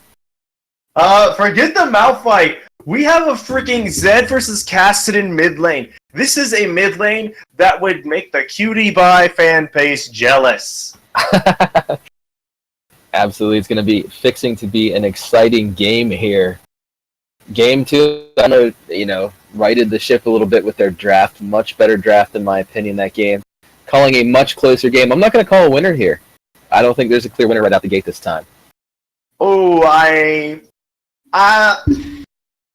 can't disagree with you there. I don't like the fact that D-Rose is pretty much full AD there, but at the same time, there's not much tank from this. Not as much tank from the side of HENLO, but at the same, it could go either way. I think the Cassidon's going to play hell with the Malphite. I think the Caitlyn and Gangplank are going to have a little bit of trouble with him because you cannot just BK after the unstoppable force if you are Gangplank. I'm like, you can eat an orange and BK after everything else, but a knockup is pretty much impossible to get around. There's so many little interesting micros that we can do here, and I'll go ahead and let you introduce the red side this time. Actually, I was gonna. All right, I guess I will do that. On the top lane, we have Exo Torlife on the Malphite. In the jungle, we have Waba on the Jungle Trundle once again. In the mid lane, Nile Mars on the Zed, 80 carry, Meister Chief on Jin, and Dual Brother on the support Braum. They are D-Rose. And bringing up HENLO's side here, we got an Angry Pirate in the top lane, Monsuno. Rocking it out in the jungle, Arkveal. Mid lane, Doxa with the Cassidon. Bot lane dueling, we got Sanji, and It's the Afternoon on the Caitlyn and Alistar. A classic combination there. Love that synergy going on in the bot lane between both teams. Mm-hmm. Also, for those who don't know, Sanji's other account, which got banned for a little bit, is called It's the Morning. So there's even more synergy there between It's the Morning followed by It's the Afternoon. Minions have spawned. Alright, so as we are saying here, what do you expect this early game to go like for these teams? You know, a super aggressive Trundle again. They need to shut it down. That's going to be HENLO's #1 priority. They need to either get in their jungle, find a way to counter that Trundle, or make him fail, 2 or 3 ganks early game. Because that really set the tone last game. Trundle was all over the place, wrecking them. Bot lane should be a little easier for them to protect down there now that they don't have that, immobile pre-stealth Twitch. Most likely should, plus the fact that Alistar Caitlyn is a fairly strong lane because you can just drop a trap underneath a pulverized opponent. So it's a lot easier. Also, this mid lane, tell me about that, because that's the interesting one. We never get to see Cassidon versus Zed. I love this. It's a huge micro play lane. If Zed ults and Cassidon pops the Nether Orb, Zed can't really get back because of the silence. So there's a huge outplay potential here in the mid lane. That's up to them. The better player is going to win this match. Remember that silence is only about a quarter of a second. It's still, if he pops it at just the right time. And we are dealing with, 2 of the best players in our league here. Yes, well, there is a clear divide starting out in mid lane, though, with the CS. A 12-5 lead already established for Nile Mars. That's one of those energy versus mana advantages there, you know, with you can spam. Spam to your heart's content. Yeah, and one thing I did notice is that it is a Comet Malphite. That is something we usually see, but I have seen people start to take a little bit of, I want to say it's Aftershock, maybe? Maybe Yeah. I'm just crazy and I'm thinking of something else. That's definitely taken every now and then. I like Comet myself, too. Oh, Because- Waba. Sorry. I was just going to say, if you can get it in Bully with him, you know, the Comet plus the Ground Slam, it's actually a pretty good burst early game. It very much is, and we do see a gank into the mid lane. Doxa is in trouble, but he manages to flash out there, kind of, and avoid that gank from Waba. But Waba now in the face of a Sejuani, but this Sejuani doesn't realize that's a better in a 1v1 Trundle, who is now going to be running from the Kassadin and Sejuani, but no, now they're running away from him. I'm not really sure what's going on as this pillar does come out, chomp onto Doxa. Nilemar's going in. The Ignite is down onto Doxa, and First Blood goes over to Waba once again. Remember how I said they had to shut the Trundle down early? You know, that flash was burned out. It was worth, I would say definitely worth getting rid of that flash to not die to the Trundle there. They should have left it at that. Absolutely should have just Doesn't look like left there's it going at to be a that. fight bot lane. Sorry to interrupt, but Meister Chief does get knocked up. He's probably, he's taken very low. He does already burn the flash, and it does look like he's going to be able to get out, but they are pincering down onto the Trundle, and the Braum play, they choose to give respect to the Trundle who's up a kill. Yeah, it's one of those situations where definitely leaving well enough alone is great. Gangplank is going to teleport back in, Malphite getting out of there. See, Gangplank already has a mana crystal, which makes sense for the spam, the fighting he wants to do with the Malphite early. He most certainly does. That Malphite did originally have the mana advantage because of the fact he did take that Doran's ring, but now it's pretty much gone. We are going to see this wave be cleared here by the GP barrels. GP, not very great in lane, but it doesn't get much worse than when you're a Malphite in lane. No, especially pre-6. Like, pre-6 Malphite in lane is probably the most unsatisfying lane, but there was an engage in the bot lane, but nothing really able to come out of it. Yeah, so you see, I think Gangplank just went down and got some honey fruit down there. Yeah, it does look like that honey fruit is able to heal him up fairly nicely. It means he does not have to pop either of his corrupting potions, which actually is a very good move there, so that way he can save those for when he needs them. Also to deal out damage in fights. Look how even we are bot lane right now. That's awesome. Especially 41 also, to 42 CS. That's great. So it's obviously much better pick for HENLO. Not rolling over, not giving up. yeah, that last game was kind of a little bit of a snooze fest after the fact that Kaisa got double the CS of the Twitch in that lane. So Meister Chief kind of on the receiving end now of the poke, and Sanji does get to do it. But Nilemars is 6. He has the advantage onto Doxa. The channel silence was there, but Nilemars might be in a little bit of trouble as he does have a lot of damage onto him. But Arcvale does have the flash, but chooses not to use it, not to try and overgreed and chase for a kill he probably couldn't get. Nilemars is able to get out with just enough health to live. Not sure. You usually don't see Zed full commit at 6 without Ignite. And he had used his Ignite in his last fight there, so I don't know if maybe he thought he could cheese it, or just, you know, maybe saying, you gotta be scared of me. Speaking of cheese, there is a gank into the top lane. That's a lot of damage. Down onto Exor Torlife, though, from that tower. And now Waba's going to be targeted by the tower. That tower dive not really going over well. And now that Gangplank is 6, they really do have to worry, or else that Cannon Barrage will come in and it will kill Exo Torlife. That's 2 bad dives from D-Rose in a row there, you know, and it looks like Kassadin is going to go in. Is he going to commit? Soft commit. It is a soft commit, just a little bit of tag damage. Like, hey, I have my ultimate now too, and mine's on a much lower cooldown. Yeah, so, I mean, that I would say advantage HENLO there for a second. You know, they were down a little over 1,000 gold. Now they're only down, 600, 590 gold. So, they're coming back a little bit here and only down 1 kill. Yeah, right now we are seeing Doxa sort of stay even very well in this mid lane in terms of CS. It's the afternoon. He's roaming up, but they don't know that Waba is here. He does need to be careful about this, or else that will be a turn onto the onto the players of HENLO. But Nilemars does come in. Cannon Barrage comes out, and Doxa gets taken down. But so does Nilemars. But the mid laner versus support getting the kill there, and that's a lot of damage onto Waba. He's actually getting taken really low. And he gets a double kill. Oh! The outplay by the Alistair support. You know, burning the flash there at the end that didn't save him. Still awesome to see. That was great. That was great. You know, keeping the gold advantage is still at about 500 for D-Rose. That was awesome. You know, HENLO's playing a much better game this time. I want to give them some props early on, not letting the mental get to them, just committing and going for it.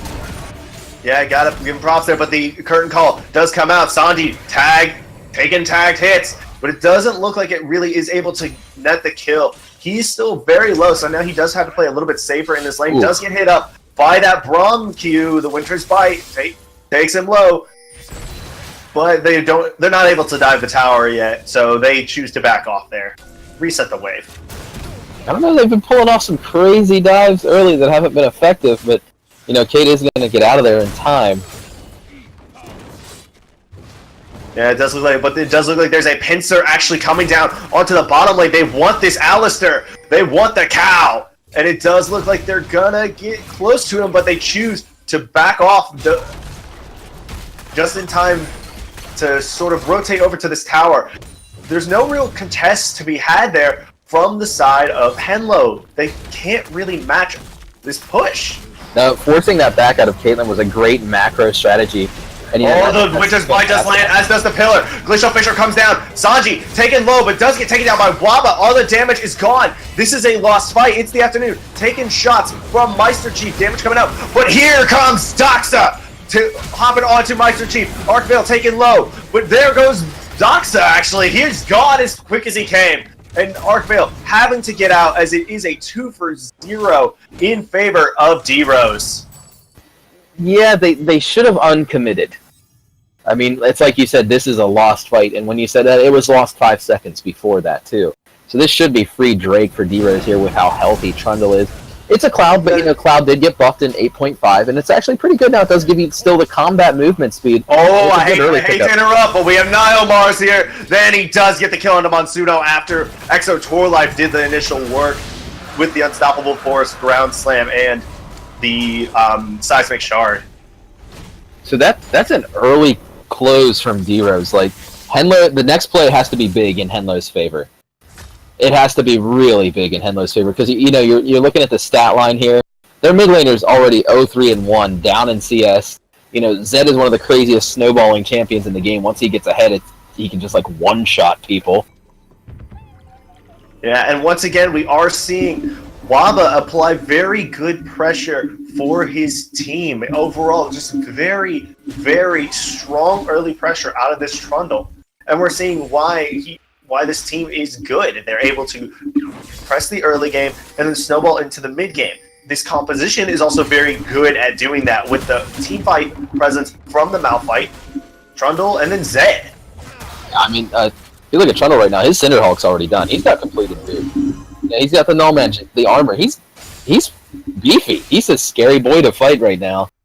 He's a big, beefy boy. And did you know Trundle's actually pretty beefy? He's like 20 feet tall.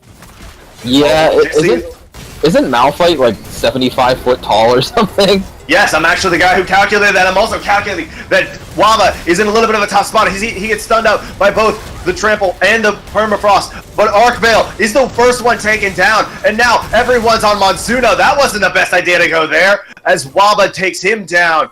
That is another kill onto the Trundle, now sitting at 5-1-2, and they're going to be able to take this top lane tower with a fair amount of ease. Top lane tower, and you know, Herald if they want it, right for the picking. Yes, and we are seeing exactly why D-Rose was the undefeated #1 team in the Champions League, all split. There's a reason that they only lost 2 games the entire season. And just to add to the story, again, look at D-Rose's vision score right now. You know, their top players are like double the vision score of HENLO's top players right now. So they're really winning the map. If you look, you know, you're seeing a lot of red on the map right now. And then there's just a 0 for Doxa. He's trying his best. So not ward? It's hard to get wards out when you're constantly pushed to your tower and getting dove on. I'll say that in his defense. And that doesn't help. I say it would help not getting dove on. That's true. Sorry, subtle flame coming out there, but the Rift Herald does go over to the side of D-Rose. Waba is massive on this Trundle. Oh my god, he has the most gold in the game by 500 over Nilemar, and he's the jungler. Yeah, I mean, he's already got an Aegis. At this point, you're probably better off, like, not even attacking Trundle. Like, just almost ignoring him and trying to get a pick on one of their squishier members. Because, he just gets so many bonus stats, and he slows you down so much. It's so oppressive to play against a good Trundle. It most certainly is. Subjugate. It does exactly that. We do see Malphite try to roam around. Monsuna just not getting the best of this matchup, just getting taken to the brink there. Also, this Malphite did by a Dark Seal as well. So, Trundle's Pillar, now called Pillar of Ice. I remember when it was called Pillar of Filth. That was when Trundle was my man. I miss Stinky Boy Trundle. I was never around in that period. But we are seeing, look in the top lane. There is 4 members there. But Sanji is going to get taken low by Nilemar, so the Ignite ticking down. And it does get him right on that last tick of Ignite between the Death Mark and that. That is, Ignite buff is huge. It's great for Assassins right now. It most certainly is, and we are at the mid lane fight. Cannon Barrage is popped as Shelly's going to go straight for that second tier tower. And there is the fight potential happening. There are 4 D-Rose members in that middle lane. They can't really contest this at the moment. Plus, they can't match the Zed split push. No one can match him. Malphite went ahead and picked up the Dark Seal. I think that's pretty interesting. I talked about that already. I was just like thinking about it. It's sort of like, that's how you know you're in control. Yeah, I would say, in addition, he does get damage off of those Ninja Taba. I believe he's the only champion to get like direct damage off it. But Sanji, almost was in trouble again, but the Shurikens barely whiffed him. He has to be careful in these fights, as we do see Doxa zoning off Nilemar's on the side, but they can't really go too far into this fight. The Seismic Shard does land, but there's no real ability to wave clear or counter engage right now from the side of HENLO. Yeah, I mean, they have no tower presence right now. It's like happy hour at the nursing home. They just can't really accomplish anything besides being sad. Ouch! That wasn't even funny. That was just like, wow. Oh my god, okay. We see an uncontested tier 2 top lane tower taken by Nilemars. This Zed is just huge right now and no one can take him. But it does look like Doxa is going to give it his best shot there with It's the Afternoon. They are closing in on top of this Zed. He can't really do too terribly much, but oh my god, the outplay onto Doxa. A lot of damage coming out onto him, and he does get killed by the Ignite from It's the Afternoon when the support has more kills than the rest of the team combined. Yeah, it does look like Curtain Call comes out. Arcvale taken very low. 4th shot does land and get that kill onto Arcvale. Sanji, that is 4-4-1, and they are taking down this mid lane tower, probably going to follow it up with that mid lane inhibitor. They're just dominating the game even more than they were last time. So what we're learning here is don't let Waba have Trundle. It's like Hakuho's Thresh. You just can't let it happen. It would be a little bit funny if we did have that situation, that TSM situation, as Meister Chief almost gets blown up, but still manages to do a lot in return to both Doxa and Monsuno. They can't defend this. They're so far ahead. So, I can't really see a viable path for HENLO to get back into this game, can you?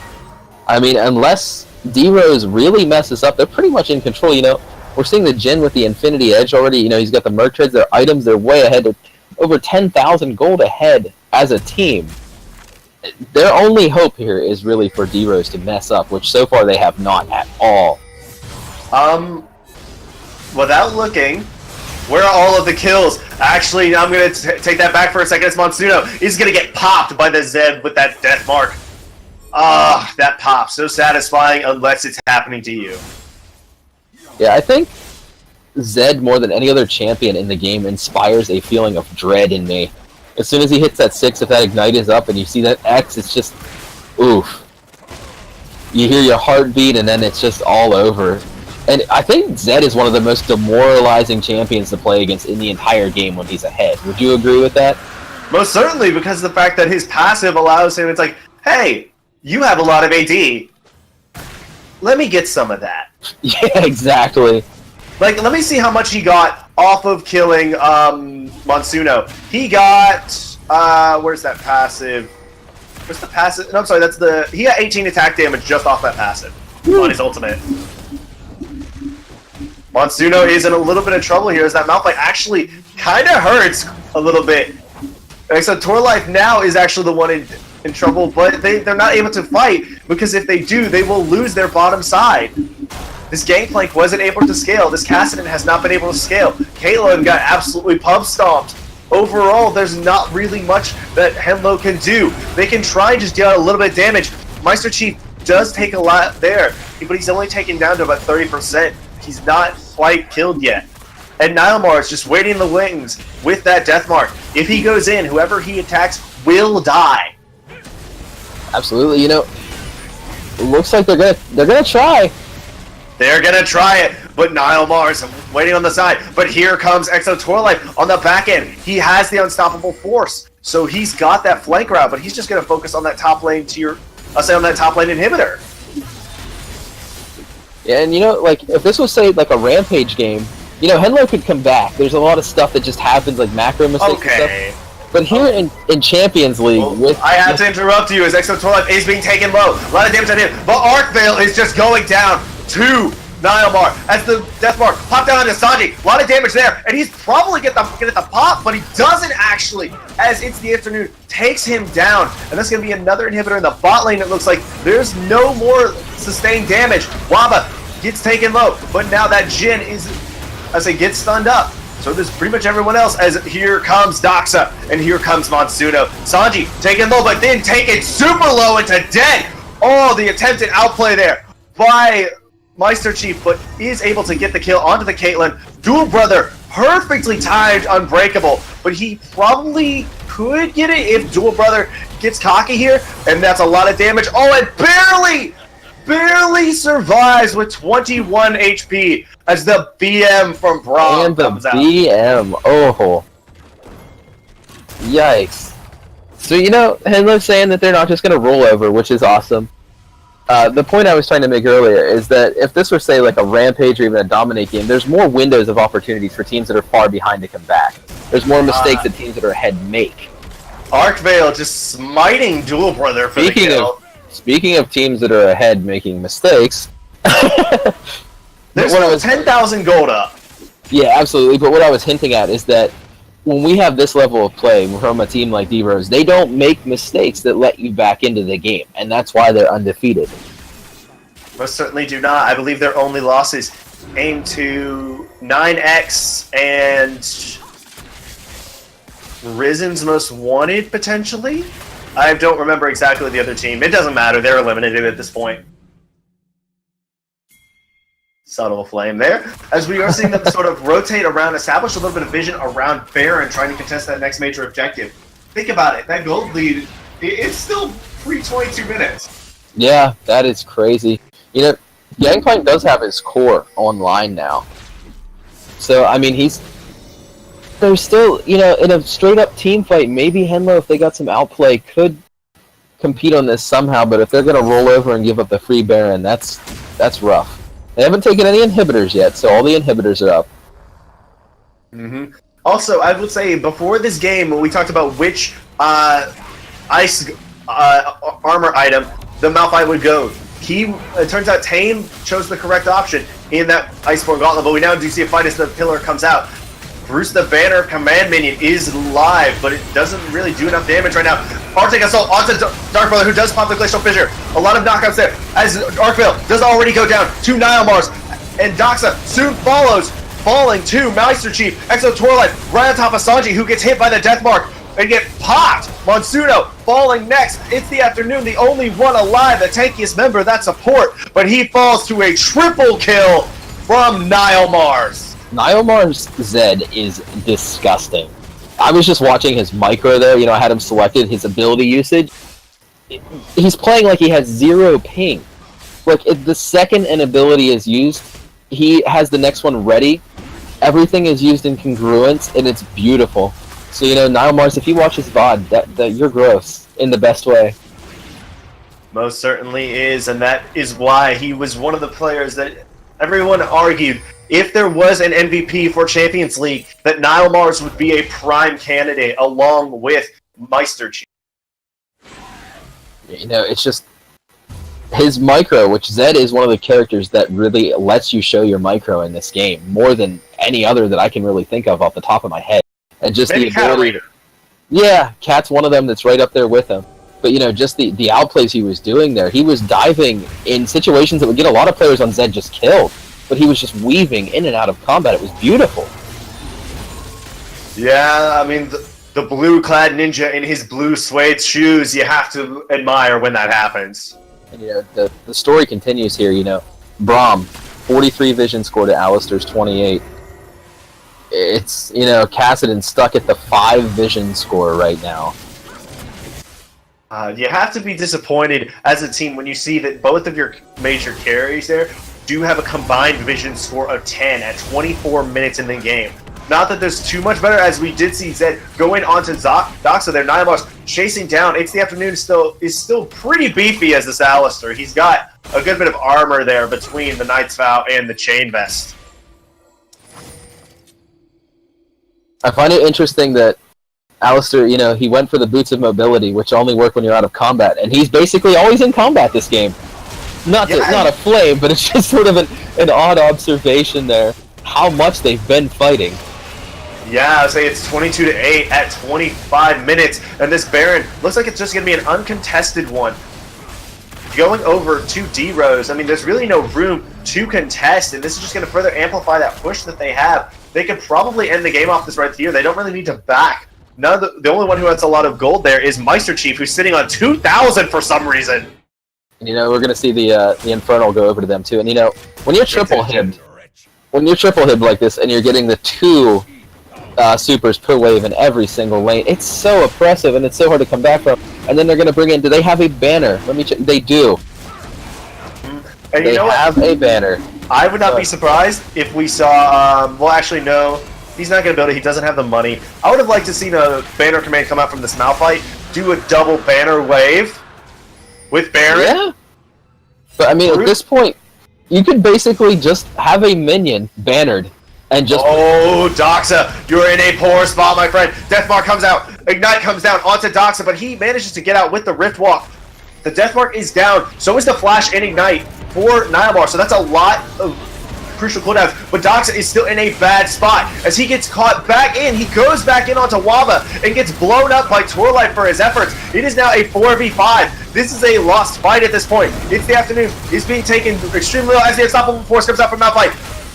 It's the afternoon. Taken down on the side. Meister Chief getting hopped on by Arkvale, but Arkvale gets taken down for his efforts as Monsuno and Sanji are the only ones left alive. But Monsuno is not long for this world as Nile Mars is on a rampage. Sanji just getting taken down there by Meister Chief as they sack for the kill in the fountain. It is a 2-0 advantage to D-Rose going into Game 3 and match point.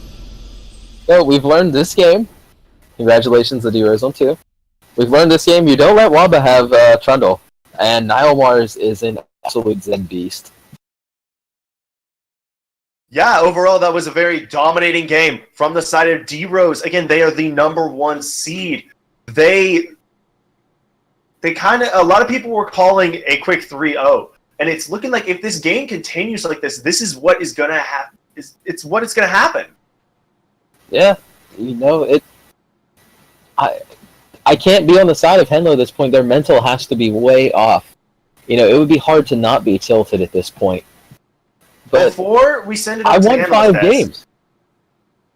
before we send it over to the analyst desk, and before you look at the score line, who do you think had the most damage to champions, and who do you think had the most kill participation?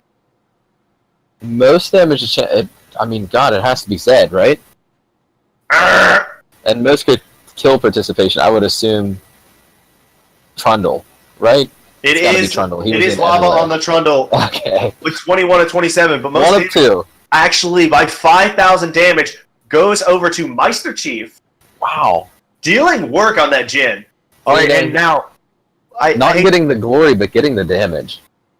most certainly, hey, if you win, you win. What does it matter who gets the kills? Right. So now, with that final point, we're heading over to our analyst desk, and we're heading back, and we will be back in just a little bit for the final game. No, not final game. What am I saying? I'm thinking best of 3 format, but there's already been 2 games. I'm still in regular season mode. We'll be back for game 3 in just a few minutes. Over to our analyst desk.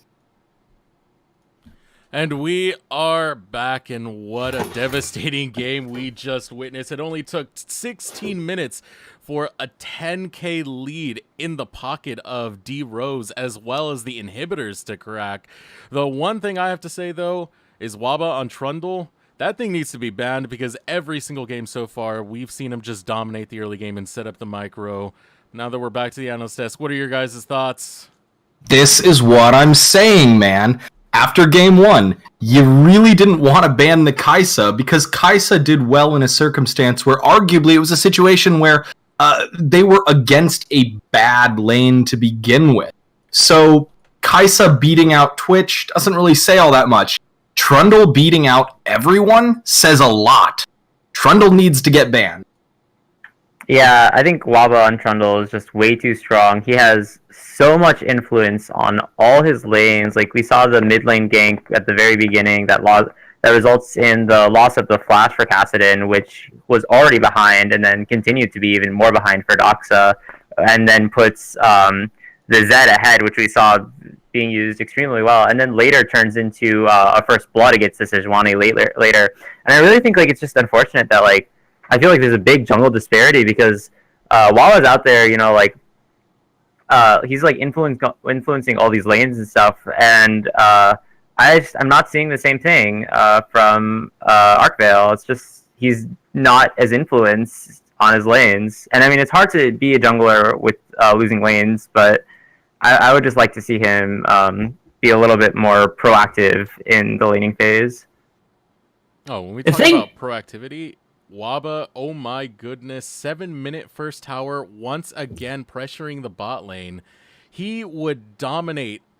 And this, we saw it in the top lane the first time. Now he went for the bot lane focus. The macro game that D-Rose has is just on point, and we just see these standard lanes coming out from HENLO, and they don't really do anything with it. They just wait for D-Rose to make the moves, and that's really what's crushing them. Yeah, I think they need to start game 3. They just need to go right after D-Rose's start. They need to do something crazy, because just trying to let D-Rose set the pace is not working for them. And they just need to try something, maybe some sort of pocket pick, maybe early invade, try to do something a bit off the beat to try and throw D-Rose off, because just going standard against D-Rose, and D-Rose even was doing a little bit of a little bit out there with the Malphite and the Zed, and they still dominated, even though, in my opinion, Henlo's draft was better. It just wasn't enough, because the Trundle just did way too much. And that now you're just looking at this draft come game 3, and unless they have an answer for the Kaisa, they're going to have to probably try to find a place to have Trundle. So let's assume that they're going to keep the Kaisa and the Morgana. Then you have to switch out the Singed for the Trundle, and apparently this Exo's Singed is really good, so now you're just left in a catch-22. As of right now, what do they really have to lose? They might as well go for something off the beaten path. Yeah, and I think, like, if they try to go standard, they are probably going to lose based off the first 2 games. So they do have to try something crazy. They're, otherwise they're just out. I do want to say one thing. I think that their comp, and they did really well, was there was a fight around 8 minutes in the mid lane where Gangplank had a really, really good ultimate, and there was a really good roam from It's the Afternoon that resulted overall in a 2-for-2, but I think could have like really showed how like that global pressure was really good. I think that maybe that's like something they could try a bit more, is try to focus more on the global pressure, draft something like the Talia, draft something like the Gangplank or the Shen and see what happens, but I'm not sure.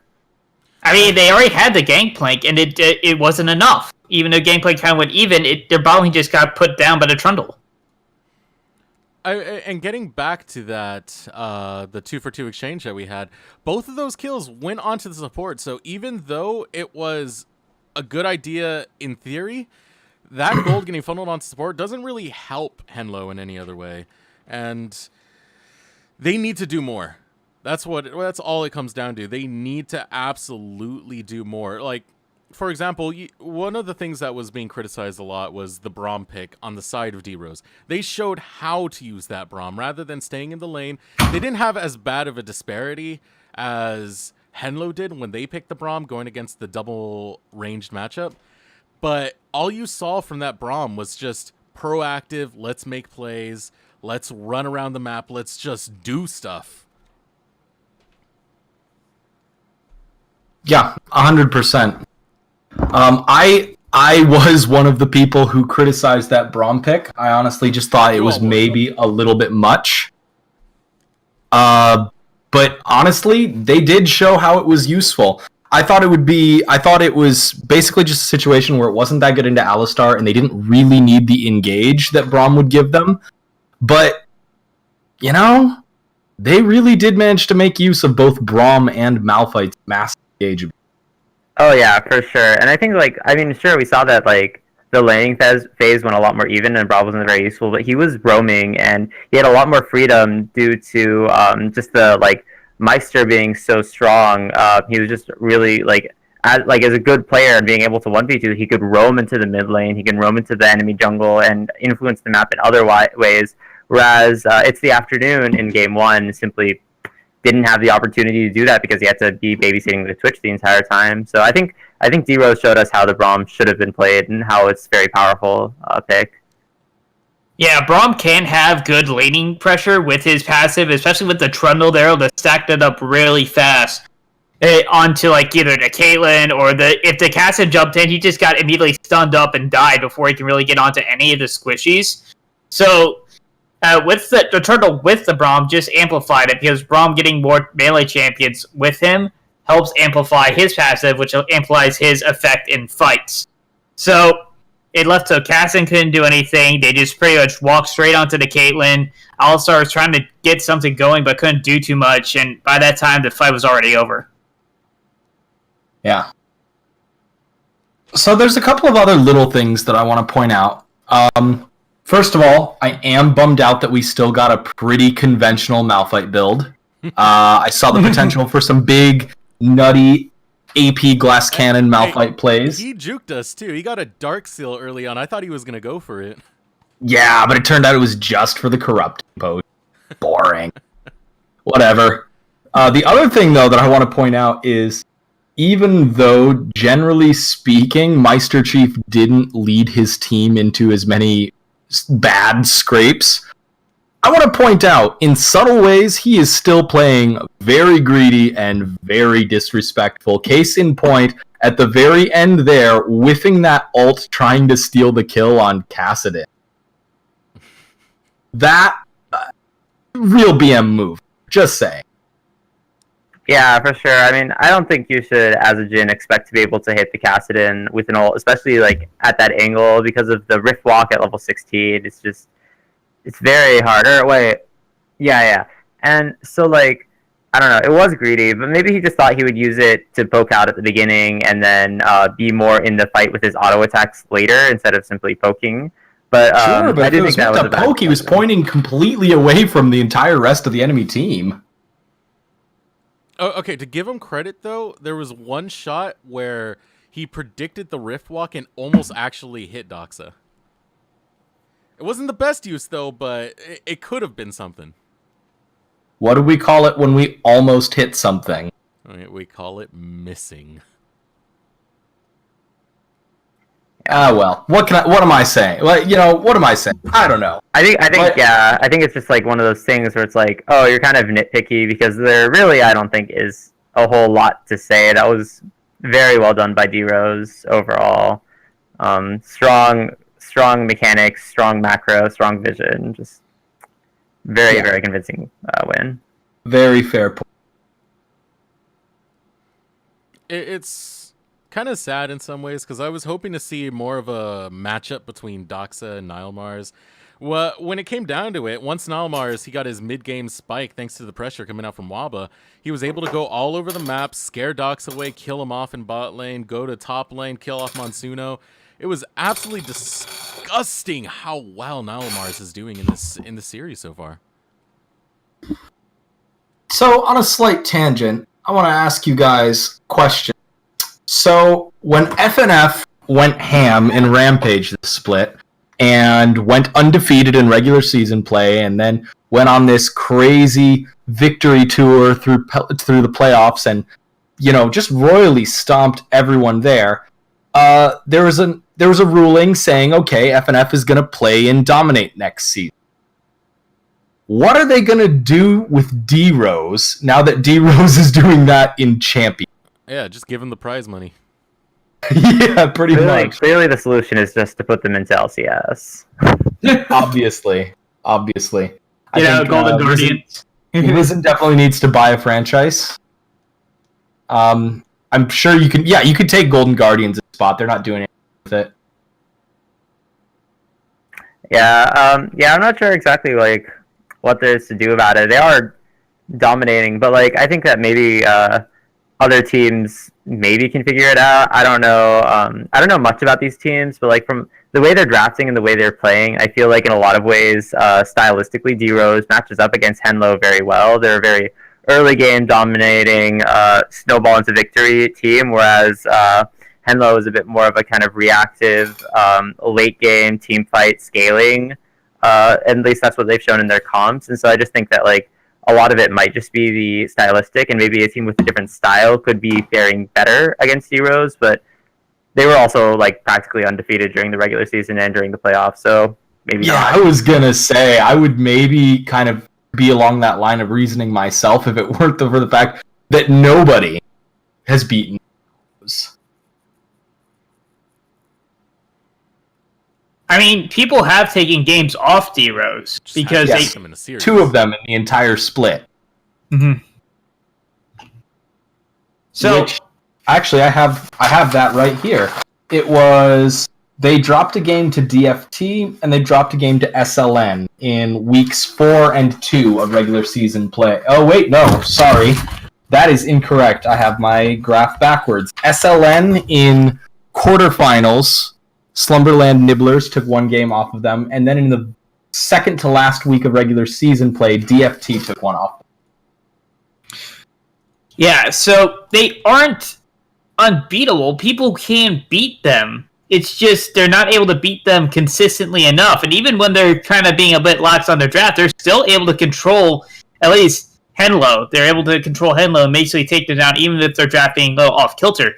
And also, obviously, if they win, D Rose does continue win this, they get into the league next year, and there'll be a bunch of teams potentially coming in through the qualifier to see. And with the prize money, it could attract some pretty decently strong teams. So D Rose, while they're dominating now, they have to keep up their pace if they want to continue dominating into next season.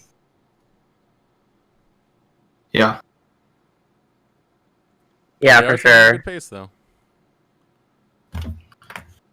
When you're breaking inhibitors down at 16 minutes, that's the pace that will keep you going through. Absolutely. I think maybe the only worry is that maybe they can't come back from deficits, but we haven't seen them get into a deficit, so there's no need to know. And I guess if you never, you won't lose the game if you don't lose the game. Korean strats, basically. Yeah, I mean, Waba really doesn't want to eat that suck. Don't have to play from behind if you're never behind. Exactly. Well, it is 2-0. It's not 3-0 yet. Yeah, but I mean, Can you blame us for already nailing down the coffin? Oh, I know. Believe me, I was one of the guys being like, 3-0, easy, D-Rose. Believe me, I get it, but, you know. Yeah. So I guess like here, I think in this last game, I'm just hoping for a lot more, like some exciting draft, something like interesting. D-Rose, maybe they think they're already in it. They're going to try something crazy and fun. HENLO, just, they need to do something. They need to do something and get out of this, like just getting demolished. Ban Trundle. And Trundle, yeah, for sure. But speaking of that Trundle, I think as far as the like player of the game for that game, I personally think that Waba with that Trundle easily takes it. He's influencing so many lanes. He's doing so much damage, highest kill participation on his team. He's just doing a lot. What do you guys think about that? Oh yeah, Waba. I want to give him the entire series so far because if we look at the way D-Rose plays, they have a very, very mid-game spiking. We're going to take over the moment the early game is over. And who is the one spearheading that? It's Waba. Yeah, I agree completely. Like, we see now Mars and Miser Chief getting all these huge numbers, getting all these kills. Miser getting Quadra in the first game. And, I mean, that was pretty much mostly set up through Waba. And his control in the early game on that Trundle, which Trundle, you kind of have to run at people. Isn't like Trundle has a good amount, like, hard lockdown CC other than using his pillar to block off paths. He has to just try and run at people, hit a nice pillar, and rely mostly on his laner for the rest of the damage and or lockdown. And he's able to get that support. He's able to take a lot of advantage with this Trundle early game. And I don't plan to see a game 3 if I were HENLO. And on that All note, right, we are going to get seeing into that. the draft. Yep. Go on. Yeah, there's the Trundle, there's the first Trundle ban. Should have done it game 2. And D-Rose just sticking with what's been working. Tarek ban, Cassiopeia ban. Would not be surprised if we see the same third band as well. I'm still not sure I believe in this Kaisa ban, but okay. It's probably going to be Trundle, Kaisa, Morg, or Trundle, Kaisa, Singed. And if they leave this, if they ban Singed, it'll most likely be a first. They could D-Rose potentially lock in the Morgana first, blocking a potential Zyra pick from HENLO. So, and if they ban the Morgana, then potentially D-Rose might be looking at it Singed somewhere down the line. I mean, I really hope that they don't ban Sin and that we get to, because I've heard things, and I would really like to see it firsthand. Oh, they left Singed up. Yeah, that's Singed up. I'll note one point of interest in all 3 games so far. Skarner has been the third ban for the second team. So both sides have really been afraid of that Skarner. Yeah, I think in a lot of ways it is kind of one of the more premier jungle picks right now. And we see the Gangplank from D-Rose. HENLO did ban that game 1, so hopefully, and it was a target ban, so we'll see if he can do more with it than they did in game 2. And here comes the Zyra most likely, I'm assuming. Yeah. From HENLO, which is, I think, a very good. Keep their bot lane ahead, keep them from getting, like, just hemorrhaged like they did in the first game. They left up Kate Morg. Which has been the most common answer to Zyra in the past few patches.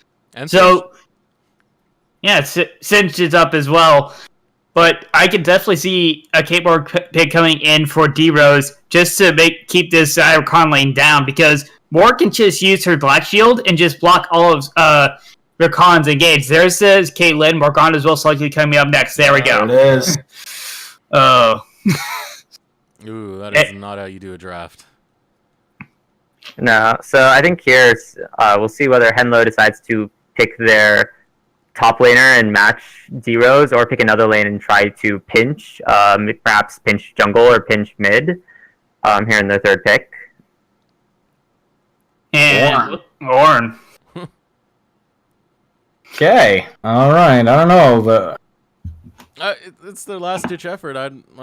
They're not worried about draft anymore. They're just worried about comfort. Yeah, and obviously junglers are gonna most likely could continue to be pinched. Obviously, it was a perfect match from both sides, and Zach going away. So they're really trying to target so far the MVP Waba, taking away his jungle pool, trying to really pinch it. But at the same time, they're pinching down their own jungle pool as well. So most likely a jungler will be picked on the backside of this. Oh man, Sejuani gone, Zach gone, Skarner gone, Trundle gone. There are the amount of junglers is really beginning to thin. Those are the top 9 junglers are just gone from the game. So now we're going down to possibly low A tier, B tier junglers. Yeah, for sure. I find it very interesting. I think that D-Rose has banned this, and there's the Jarvan 4, another jungle ban. I actually kind of find it interesting that they banned the Sejuani on D-Rose's side, because I don't feel like HENLO has been using it to its full potential in any circumstance. So clearly they're still scared of it. And there's the Orianna ban that we saw in Game 2 as well. Doxa did really well on it on Game 1, even though they lost the game. So I bet we see Evelyn as the jungle pick for HENLO. I would not be surprised. It's another one of those picks, those pocket picks for Shyvana. Yeah, and if you want a champion that's good at farming your jungle and still impacting the game, I think Shyvana's a very good play to go. And she'll also hopefully have good dragon control as well, which is something they've been lacking in games 1 and 2. So I'm excited for this pick. Yeah, I haven't seen it. I know Shyvana was starting to rise up a bit in the early part of the season, like early season 8, somewhat preseason, and then she got knocked down a little bit. And after all these jungle bans, we're going to see a Sejuani and the Nunu. And Nunu is actually a pretty decent jungle pick if you have a good amount of winning lanes. And Kayla Organa is a really strong winning lane against Zyra Khan. And Gangplank, it depends against the Ornn. Gangplank tends to do pretty well into tanks, so he's already winning that matchup. But they're going to have to blind it. It's Galio for Nile Mars. GG FF at end of draft. Yeah, that. Yeah. I don't understand what's going on. Wait, they didn't lock it yet. They didn't lock it. Yeah, there's you can't burst the Galio, so this would be very interesting. Yeah, I guess the thought is that what you got here is a lot of we have the Twisted Okay. Yeah, banned. Although I don't know that TF is too much I'm not better. Really that. I mean, He in a can way, match the roams. I think he is can. a big thought. Yeah, that's true. Yeah, Twisted Fate can be seen as sort of a soft answer to Galio in the sense that he can counter these roams that Galio can do. But Galio makes a bit of a bigger entrance with his roams than a Twisted Fate does. You have to be more calculated with where you land with your Twisted Fate. Galio, you just jump straight in onto people. And Twisted Fate pretty much has to be on the proactive. Usually when you're going against the Galio, you're unable to make plays because Galio can be anywhere you're going to be. But with the Twisted Fate, you're able to do that. And Twisted Fate can also have some decent push with his Q in order to match Galio's Q. So this could be interesting for Doxa if he's able to take advantage of the Twisted Fate and find a few picks to get HENLO ahead. Yeah, and you know what? In retrospect, now really thinking about this, I do think it's probably the best thing for Doxa at this point. Because in the 1v1, Nile Mars has been destroying him. If he could just try and affect the map instead of trying to play out the lane, it's something that's different. And it's something that could potentially work. And we're going to have to see how it plays out. Yeah, absolutely. So what do you think are the win conditions for each team here, guys? Well, pretty much for D-Rose, they have their top and their bot, their side lanes are pretty much in their favor. The mid lane is just going to be a who could roam better. And from what I've seen from these two mid laners, I see D-Rose just seems to have their macro all figured out.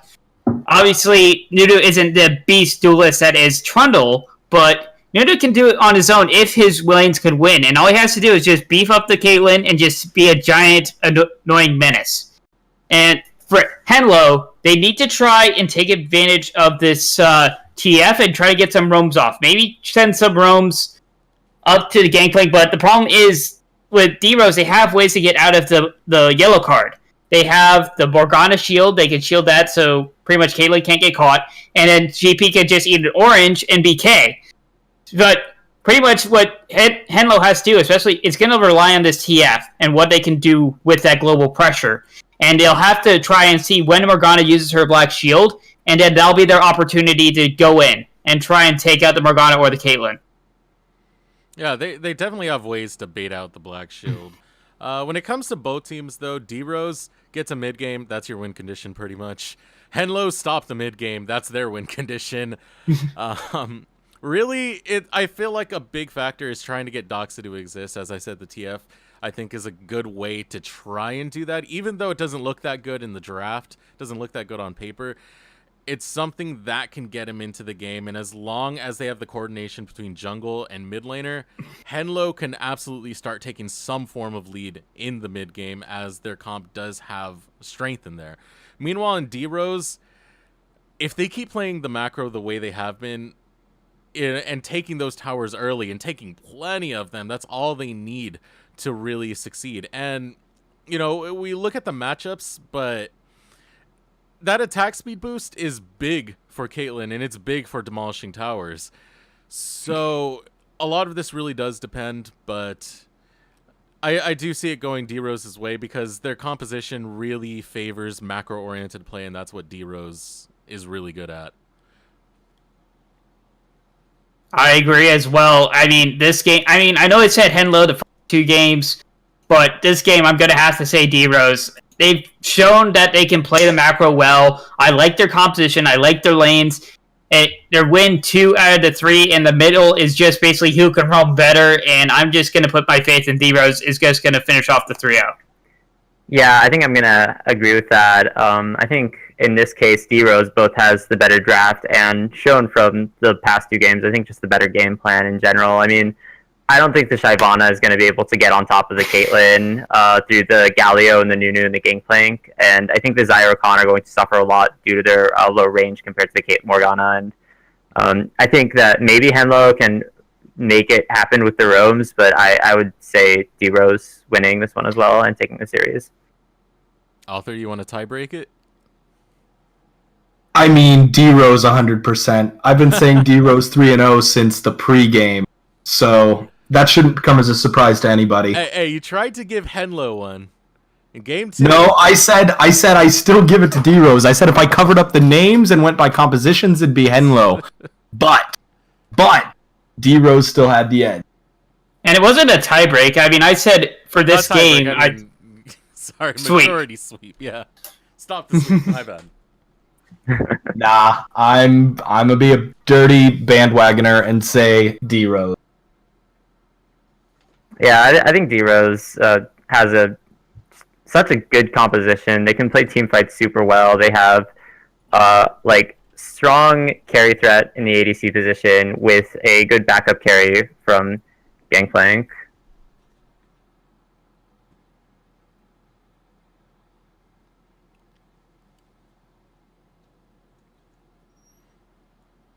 Okay, and on that note, we are going to send it over to our casters. We do have a 3-0 vote for D-Rose. We're going to see how it works for them. This is game point. And sending it over to Hypertension and Tame. And we are back here with our caster desk for game 3 of D-Rose versus HENLO. I am still the man with the hat and the man on the mic, Hypertension, here with the man with the brain. The brain, but there's no. I was trying to think of a link there to something between brain and tame, but I couldn't figure out the middle part. Tame the lame brain.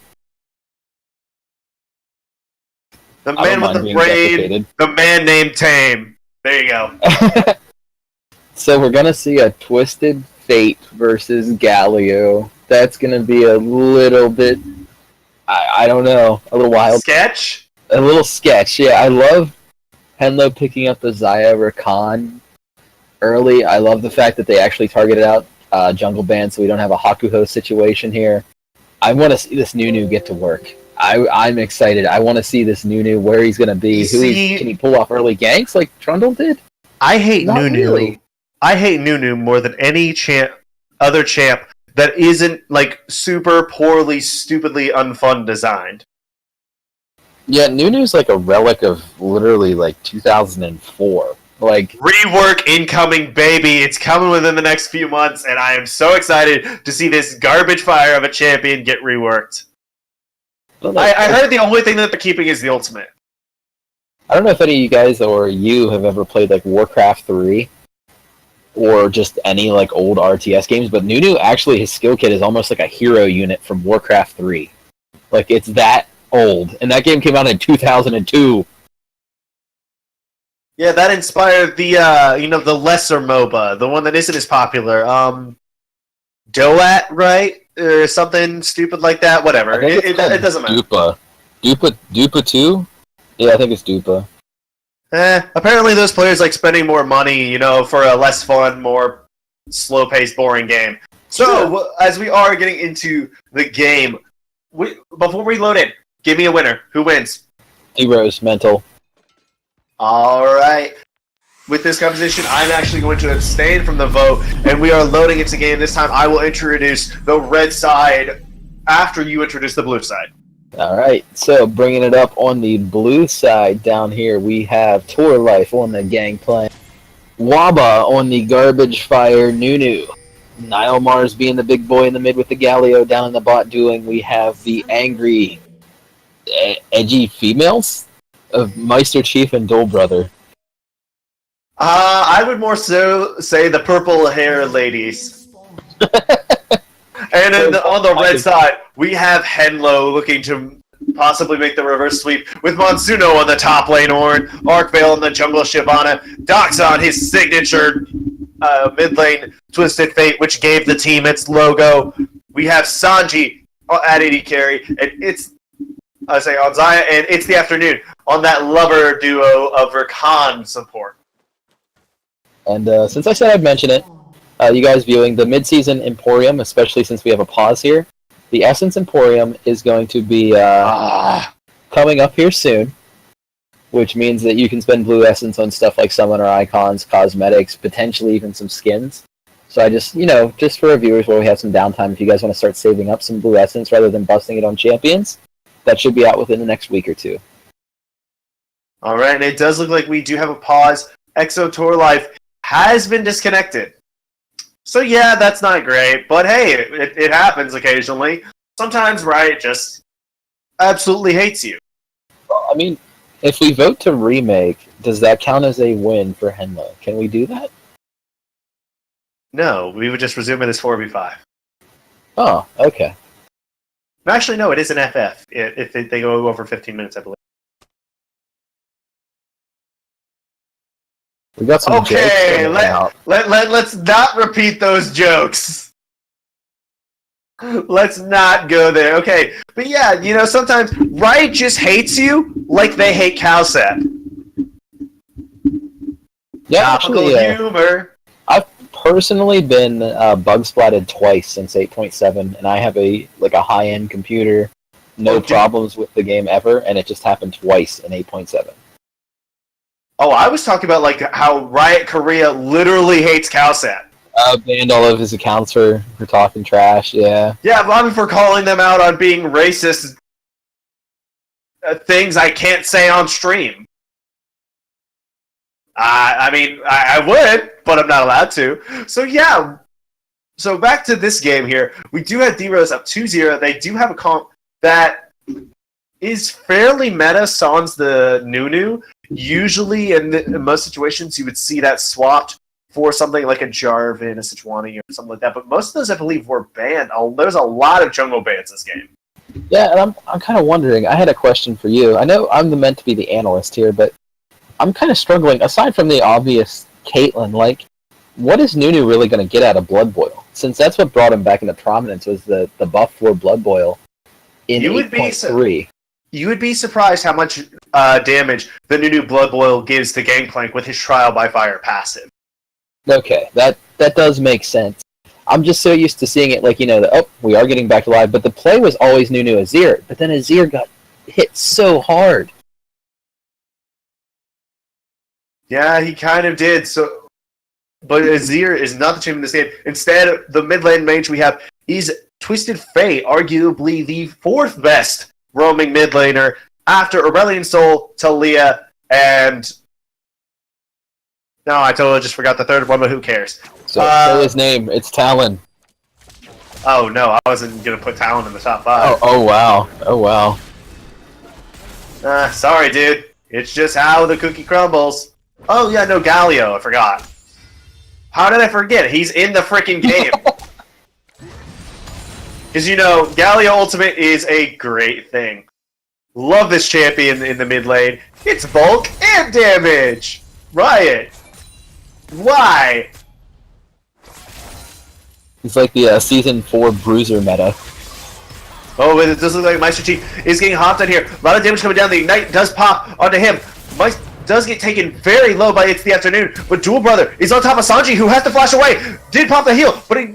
Oh no, the Ignite did not take down quite enough. Sanji was left with about 15 HP. So either way, that is going to be a back from him.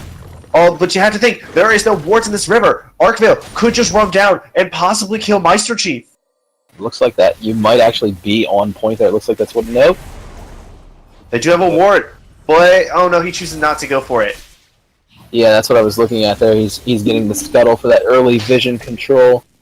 That's the one thing, you know, Shyvana scales great farming jungler, but her early ganks leave a little bit to be desired, to say the least.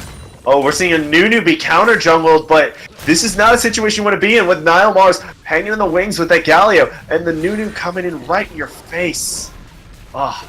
So tell me about how HENLO is going to have to try to play this early game to be able to get those Drakes for the Shyvana. You know, they're definitely going to have to set up some Twisted Fate ganks, and if Ornn can get out of top lane somehow, which is hard against Gangplank, but if he can, you know, popping that ult can set up some clutch plays for the Twisted Fate and give him some uptime, and, you know, Twisted Fate sort of plays like that Meiji ADC, so if they can both get uptime, we're looking at some bad times for D-Rose. Potentially we are. As we do see Shyvana actually, is she already trying to solo the dragon? No, okay, No but way, hey, no. there's Waba. There's Waba coming in, but he has the mana. But Arkvale has the damage. The auto attack's coming down. A lot of damage onto it. Press the attack already procced, but Waba is getting the advantage of it. But the shield! Oh, it's the Afternoon! Barely getting it! Meister Chief now in trouble! Has to flash out! It's the Afternoon, already is the grand entrance! Nile Mars in there. Oh, the card barely misses. Gold card onto Nile Mars. There's a lot of damage about to come down onto the top of him. Auto attacks coming in. Damage coming in, but it doesn't look like they might be able to get away. It's the Afternoon dashing up. Back off, overall. back off. I was saying that in my brain, and then they actually backed off. They just fixed one of their biggest problems from game 1 and 2 by just bouncing. You know, take your advantage, take your kill, and get out. That was good for them.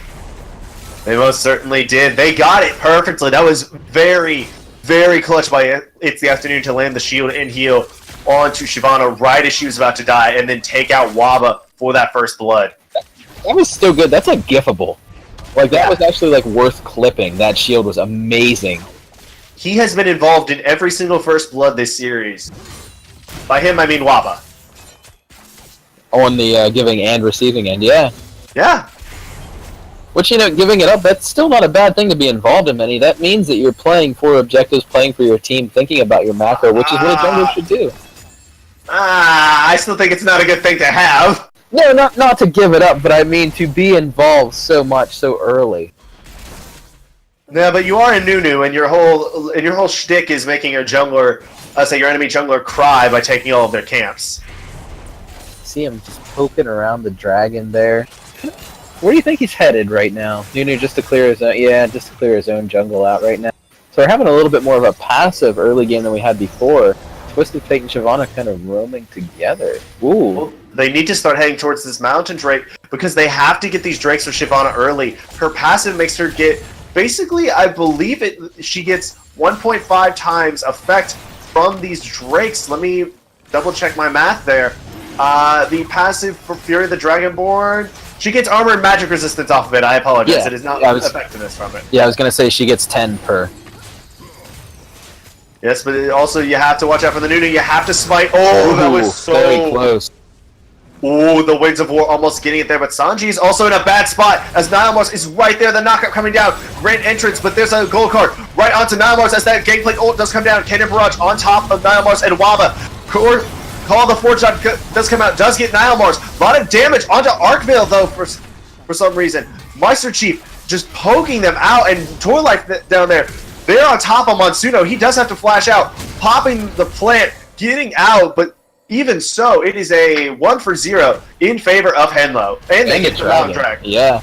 I'd just like to commend HENLO's macro call there. They noticed that both Gangplank and their bot lane was all back at the base, and the second that they went back, they just full committed to that Drake.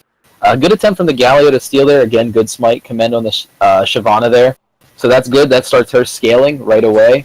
And, that's even good for her early clears like this, too. It can't be understated how useful armor and MR actually are on a jungler. Most certainly not, especially a jungler that usually likes to go for that first item Blood Razor instead of the Cinder Hulk. Yeah, I mean, she gets sort of naturally fast attack speed and everything, and she gets the Q plus on hits, and it just makes that Blood Razor gross, like old school Warwick.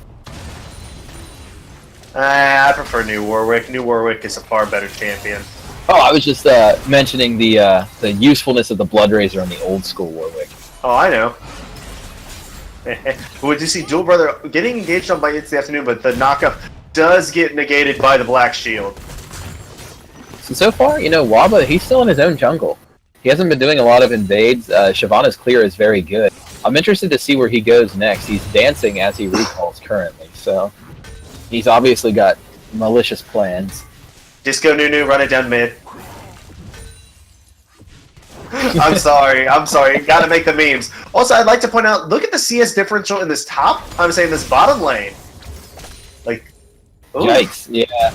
But I mean, there is 2 assists to the gold is very likely to be, at least somewhat similar.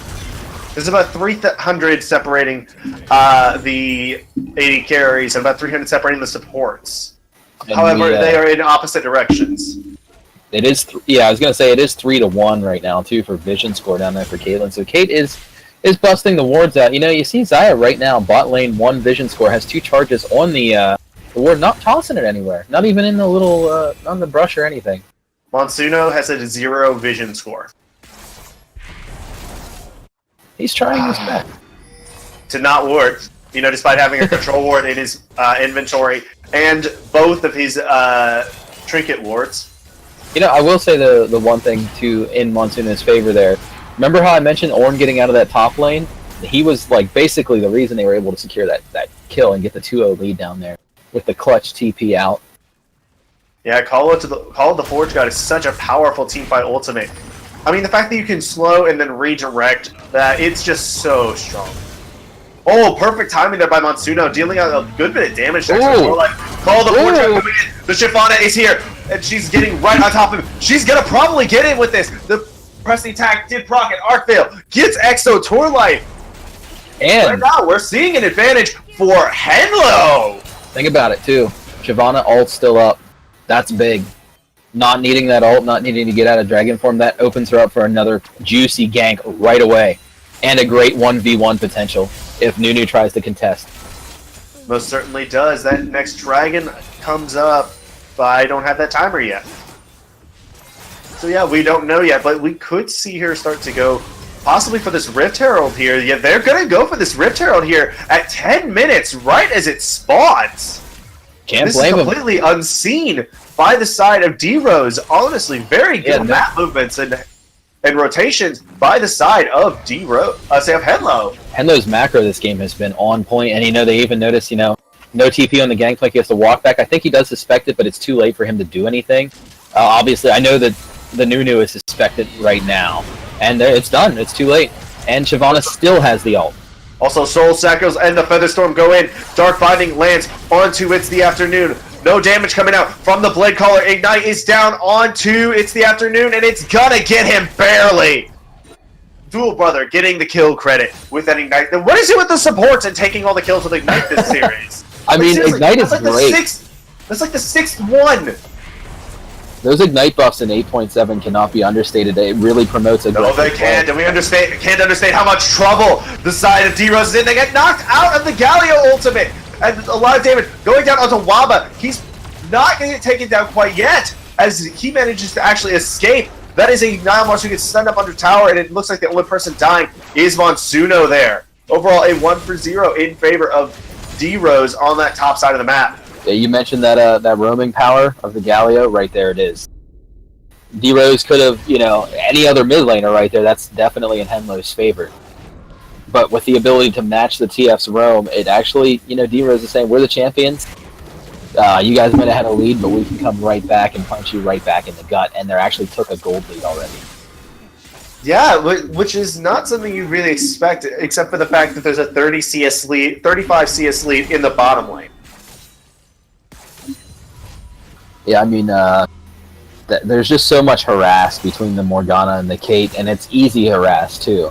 Very low on micro to just harass with those two characters versus Zyra Khan, where you have to be more micro-minded, and the communication between Zyra Khan has to be a lot better than the Kate Morgana communication. Morgana just lands the binding, and then Kate just goes to town. No synergy needed. Not really. It doesn't look like they are actually looking to close in onto Waba here. But they kind of gave it a little bit away. It's the afternoon. Gonna take out that ward, but it shows that like they're keeping an eye on him. They've paid attention to the last couple of games and say it's like, hey, you're cool where you are. We're gonna make sure you don't do anything. Are they gonna force a fight at Drake? That's what I'm interested in. Oh, the collapse in mid. Collapse in mid lane onto Nile Mars. They do manage to avoid the taunt. Riddle comes down onto Gameplay, and then they engage onto Waba, who gets taken down extremely easily. He does pop the absolute zero, but it doesn't do a damn thing. As Nile Mars, the taunt makes Monsuno miss the Call of the Forge God's second proc. Meister Chief and Dual Brother are here. They want to contest this, but they don't really have enough harass or damage to really make them miss this. Like, you're going to try and steal it, but there's the Smite, which is going to outdamage anything they can reasonably output. And with the two dragons, Shyvana basically has almost a free defensive item at this point.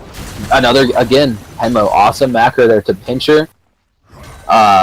Galio there in the mid lane, keep him locked down, keep him occupied so that he couldn't contest while they get onto Waba. I mean, Nunu doesn't really fight that well. After his snowball's out, really, what's he going to do? Blood boil himself and smack you a little bit? I mean, potentially pop absolute zero right before he dies, because that's exactly what happened in that fight.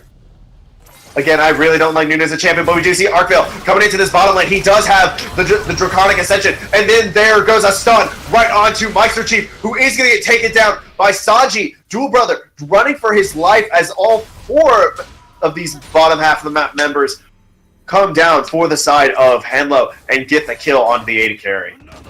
HENLO, awesome job, guys, so far. I just want to commend you guys.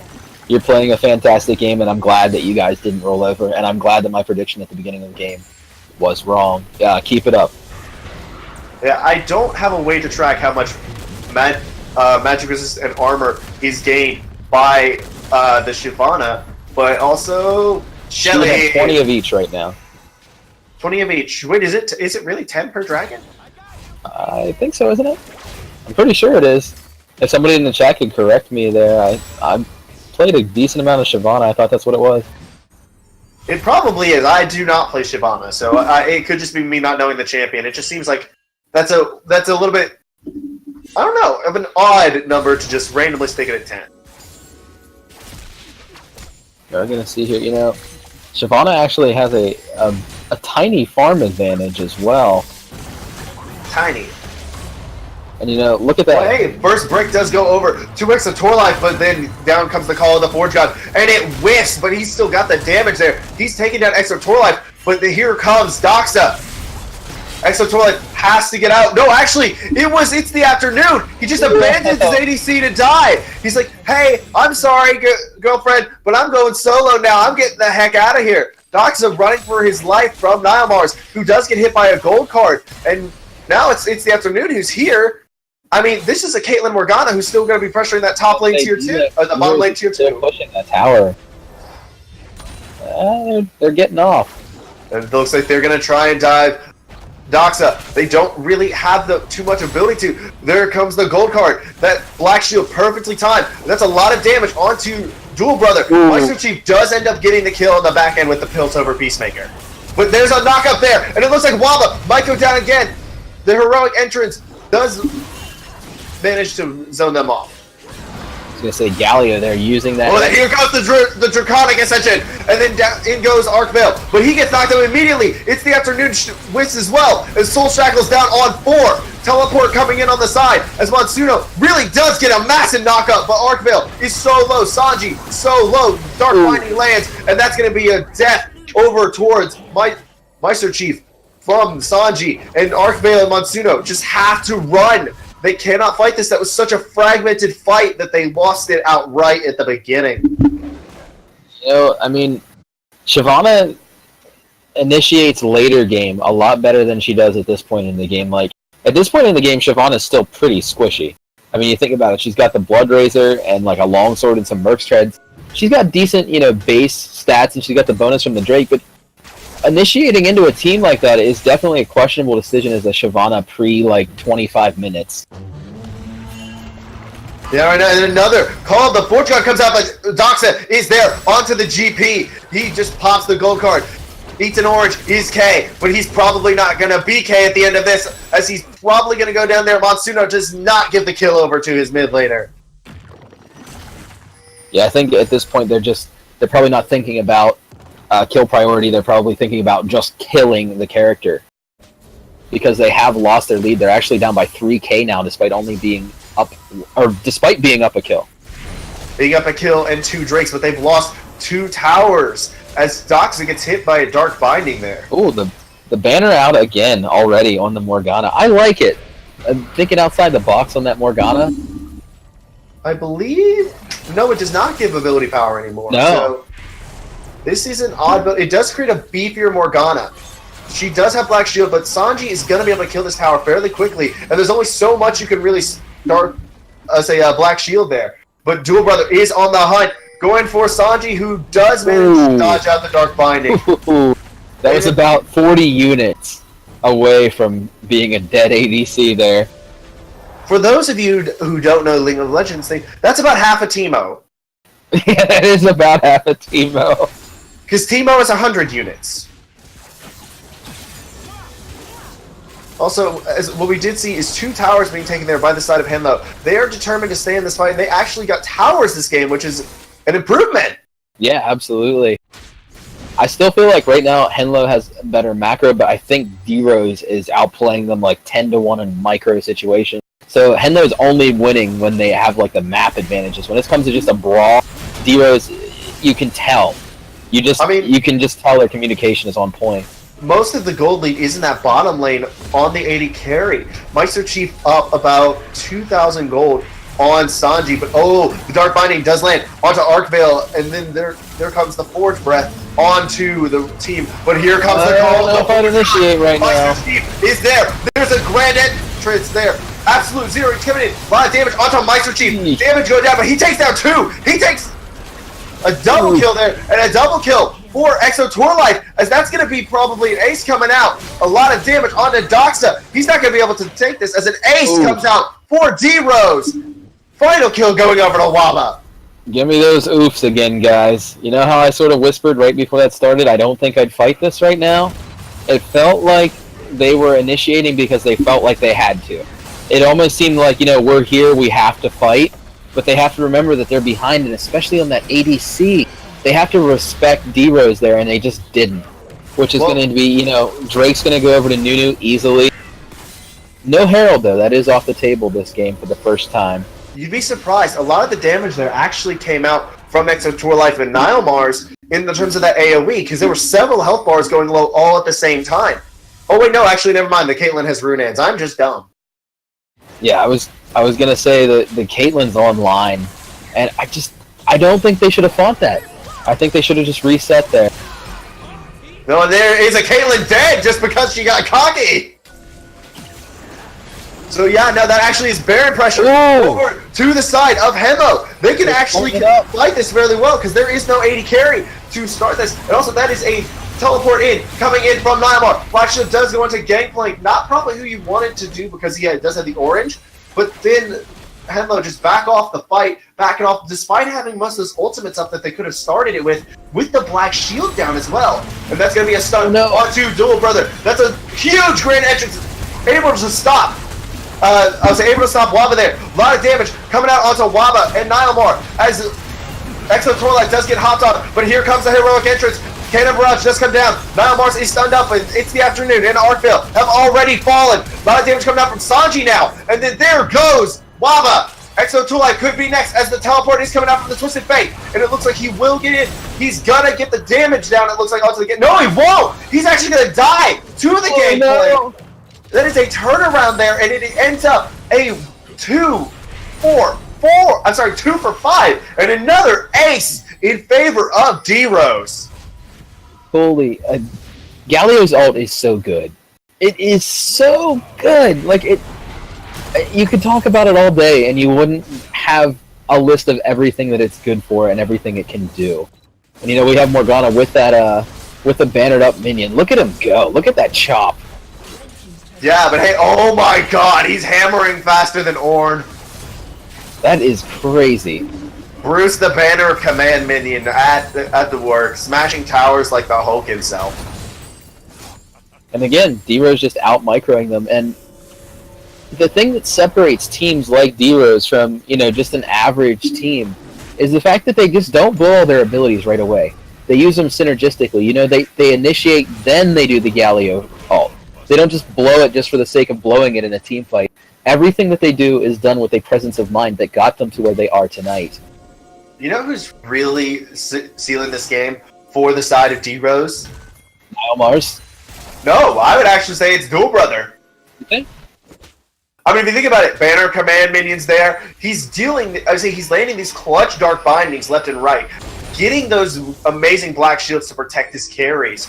Just absolutely, initiating with those soul shackles to stun them up. He's doing so much, but it goes so unnoticed because it isn't the flashy ability. It's not that much. He's a little bit in trouble here. Again, another clutch dart binding, preventing that Xayah from going in on him. Support gets no respect. We all know that. They like to remind us. Unless your name is Afromu. or Mad Life. Or Mada. Or Hakuho. Or Hakuho. Or Gorilla. So you're saying unless you're in the LTS or LCK, basically. No, unless you're actually good. Ooh! Ooh! Spicy. Yeah, that's why no TSM support ever really gets any credit. Ooh, man! Over Meister Chief. This is actually a fight that Meister Chief will win. Draconic Ascension does come out, but this is Shyvana that has to run away, and Cannon Barrage picking up the kill. He about to do it! Ooh! Death's Daughter. Quick. Death's Daughter is a fickle mistress, and she does secure the kill on top of Arkvale. And that's just going to be a free Baron over because now they don't have Smite. They don't have the ult provision. That was using the ult provision and sort of did it, but the engage coming out. Oh, not the best placement there of it. Absolute Zero coming down, but it's going to do a lot of damage. And down goes It's the Afternoon. Down goes Sanji. Everyone is dead except for Doxa at this point. A double kill coming in for Nilemars. That's an inhibitor. That's good.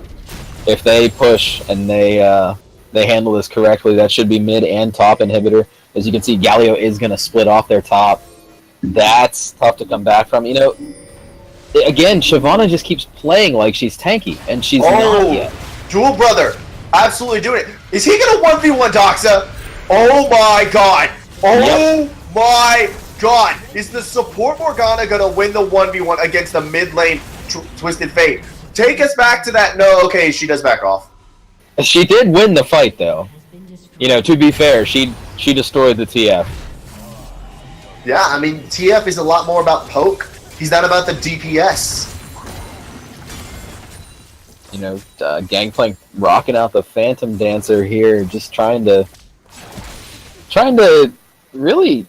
I feel like he's kind of understated too. 5-2 and 7 with 204 CS at 25 minutes. He's doing fantastic, but sort of like an unsung hero. Yeah, he is, but same time, if I'm looking at this game, just at this game, again, I think a lot of it is Dual Brother. It is. You're definitely, 1-0 and 17, 18 out of 20 KP. Those Well, are not just that, ridiculous like, margins. A lot of that wave clear and the fact that they were able to do it so safe, TNF does have a good bit of wave clear. Does he wave clear as much against Cannon minions as against Baron minions? No, but at the same time, it's still a fair bit of wave clear, and she stopped that for so long. Yeah, and think about it right now too. That Galio with the Ludens for the crazy wave clear. You know, they've got the 10-stack Roa. Like that Galio is hard to kill, and he's so annoying. He's tanky, but he built AP, and look at the Bruce hammer away. I mean, Ord sitting there just being jealous of this banner command Look minion. at him go. This is beautiful. He's a champion. Oh, he is a champion, and it doesn't look like Doxa is tonight because he gets killed again. And that is a lot of push there, as we do have Bear as a double super minions gonna start pouring out here once this tower goes down. But it looks like instead they're going nuts on Monsuno. Great entrance plus the quickness does come out, but it doesn't really do much as Arcvale, and it's the afternoon, and Monsuno are now all going down. Sanji about to fall as well. End the game. They are chasing the kills, but the snowball gets it from Waba. Yeah. Wow, good job to D-Rose there to come back. Good job to D-Rose, and congratulations. So on point. Micro on point, as was their drafting, as was their play, and they are your Champions League champions for the season 4 of Risen? No, season 3 of Risen Esports. Undefeated the whole way, you know, congratulations, guys. That's something to be proud of, and we look forward to having you back next season. Great job to both teams, too. You know, HENLO did fight really hard in that last game. They didn't just roll over. Most certainly did not. And despite that, we do see D-Rose actually earning a free spot into the first prize pool season of the Champions League. And you know what? I welcome them into this league. With the prize pool, we do expect to step up in competition. But, hey guys, if you are interested, get $20 together per team, enter in, and try to see if you can take down D-Rose. Well, hey, I will be looking forward to that split. I'll say that. I am Hypertension. Here we're Tame. We're going to actually carry ourselves over to the caster's desk, and we're all going to see collectively. Actually, no, everybody but me is going to go over to the caster's desk and collectively decide who gets the MVP. All right. I swear to God if it isn't Wob. All right, and we are back. Analyst desk here. And what a clean sweep. What an effort to come out of HENLO, though. They tried their best to really not just roll over and die, but ultimately enough, D-Rose being way too much for them, and that cleans it up. 3-0 in favor of D-Rose. What was your guys' opinion on that match? Yeah, I thought it was amazing. Very well done by D-Rose to come back. And I know I was talking in the post-game of Game 2 if, like, oh, maybe their weakness is that they don't know how to come back from deficits. Clearly they do here. And I do want to commend HENLO. They fought back really hard, and I think they did a very good job at attempting to fight back. At the end of the day, I think D-Rose was just the better team overall. Yeah, I can't disagree. It's like I was casting the game, but it was like, you know, HENLO had great vision early game, and then D-Rose is just like, nope, our micro is better than your micro. We can't be stopped. When it came to like using their abilities with synergy back to back, just feeding everything, and it was perfectly flowed the whole way through the game. Yeah, I mean, I have to give it to HENLO. They got some decent early fights. They were able to sort of go 1-for-1 for D-Rose in the early part of the game because Nuna does have to take some time to get going, so they didn't have to trundle to just try and start these fights up. But as time went on, they were just... and they started really beginning to scrap with D-Rose. D-Rose just showed they were able to play these fights better. Even around that Baron, they won a 4v5 after Miser Chief got caught out and looked like most of their gold was gone as far as like their gold distribution. And they're still able to win a 4v5. It was very close. But that was a clutch flash taunt by Nilmars, able to lock down Zaya and finish off that fight and pretty much win the 4v5. And that's the thing I got to take a little bit further on. When it came down to it, HENLO was playing the early game quite well. It wasn't the best. It wasn't picture perfect. They did lose some here and there, but they're playing quite well. And what it felt like they lacked was team fighting, because we saw it was about 16 minutes into the game. HENLO had already lost people. They lost Doxa, and they still had a lead. They were doing fine. They lost Doxa, but for some reason they overcommitted to that jungle skirmish without having Doxa there, and they straight up lose the fight and give a 3k gold lead. And then going back to that Baron fight, of course, it looked good at first for HENLO because they had the 5v4 and they had all their ultimates up. But when it came down to it, for some reason, they played it out so sloppily where Doxa ends up getting hit by a Dark Binding, and then they choose to fight in a scrappy fight style. And that's the type of fight style that really works for D-Rose. And it's those things, that team fighting that HENLO doesn't have down, that really led to D-Rose's victory in this last game. Would you guys agree with my call during the cast that I made that fight at about 14 minutes, that it felt like HENLO was just fighting for the sake of fighting? Like, it's like, we're here, we sort of have to engage. Yeah. Where I felt like they could have just reset and defended their tower. Instead, Shyvana was just, big ballin'. Like, Shyvana's like, I'm going in, period. And it's, Shyvana's really not tanky until she's farmed up. Yeah, they just wanted it to be over, pretty much. I've got to say, in spite of the kind of shaky performance early on from Waba, I still have to give him Series MVP. He really did set the pace for game 1 and 2. And I mean, it's best of 3, and 2 out of 3 basically being decided by one guy. I'm not going to disagree. Yeah, I think Waba is a pretty good first choice for MVP as well. I would say honorable mention, runner-up or whatever. I think Dual Brother just was also very, very good in all 3 games as well.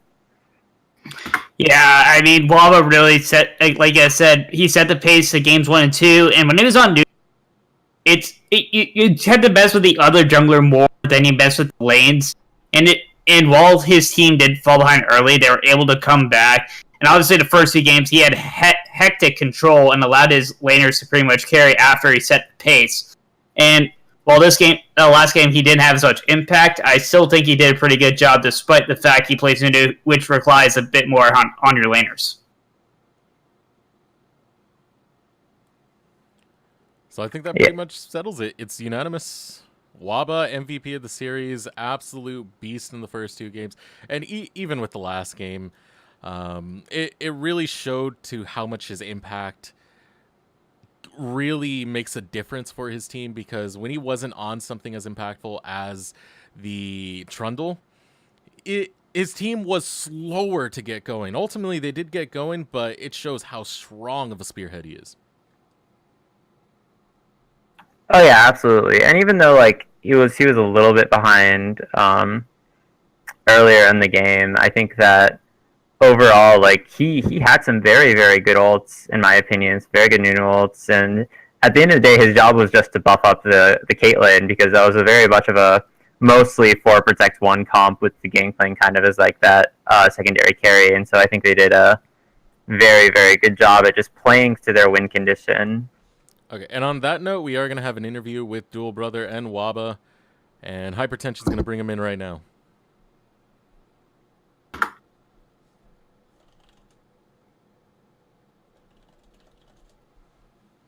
Almost right now. There we go. All right, everybody, we are here with MVP Waba and I would say sub-MVP Dual Brother. How does it feel to be champions, guys? Feels good. Feels incredible. Played 11 weeks in here, and playoffs is what we're looking forward to the most, and I'm glad we won. Well, first of all, congratulations. You guys played extraordinarily well. And just to start things off on a really general note, you guys were very dominant all the way through this split. Throughout regular season play and playoffs, you guys were undefeated, dropping a total of only 2 games in all 14 matches that you played in total. What, if you just off the cuff had to attribute your success as a team to one factor, what would it be?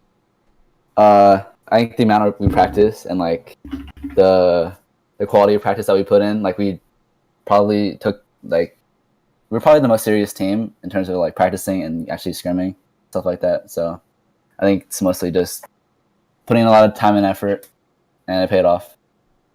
I agree. I think one of the biggest things that D Rose does particularly well is like when we choose to pick a fight, we all commit, and it's like either they all die or we all die. And about 2/3 of the time, it's that they all die. So it kind of works out that way. In light of that, what's the shot calling situation on you guys' team? For most of the early game stuff, it's me, and usually everyone pitches in just a little bit about like when they want to reset or like what their lane's looking like, and then we're looking for fights. It's now Mars too, and Dual Brother also calls like when he thinks he can make a play in certain areas. But early game, it's mostly me. Yeah, I agree. Waba's kind of our general strategic player, and in the mid and late game, usually Nile will make the call. But if I see a good opportunity, then I'll kind of ration the troops and get everybody to go in. All right. Well, any last questions from any of our analysts? Are you guys coming back next season, right? D-Rose? Yeah, baby. 2018 V 2.0? Are you winning Oh, next yeah. season? Yes, You win it. 100%. Yes, easy. Gotta get that cash prize. All right, guys. Well, that actually leads me into the next topic I would like to talk about. But first, before we do that, I would like to thank all of my analysts for showing up tonight. I would like to thank all of our viewers for supporting the stream, supporting Risen. We are happy to have it.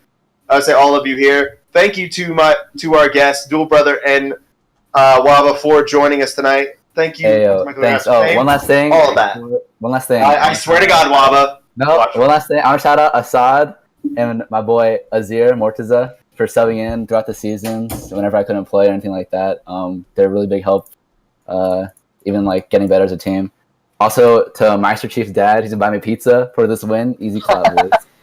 There you go. guys. Thanks for being part of it. Your team and part of Risen.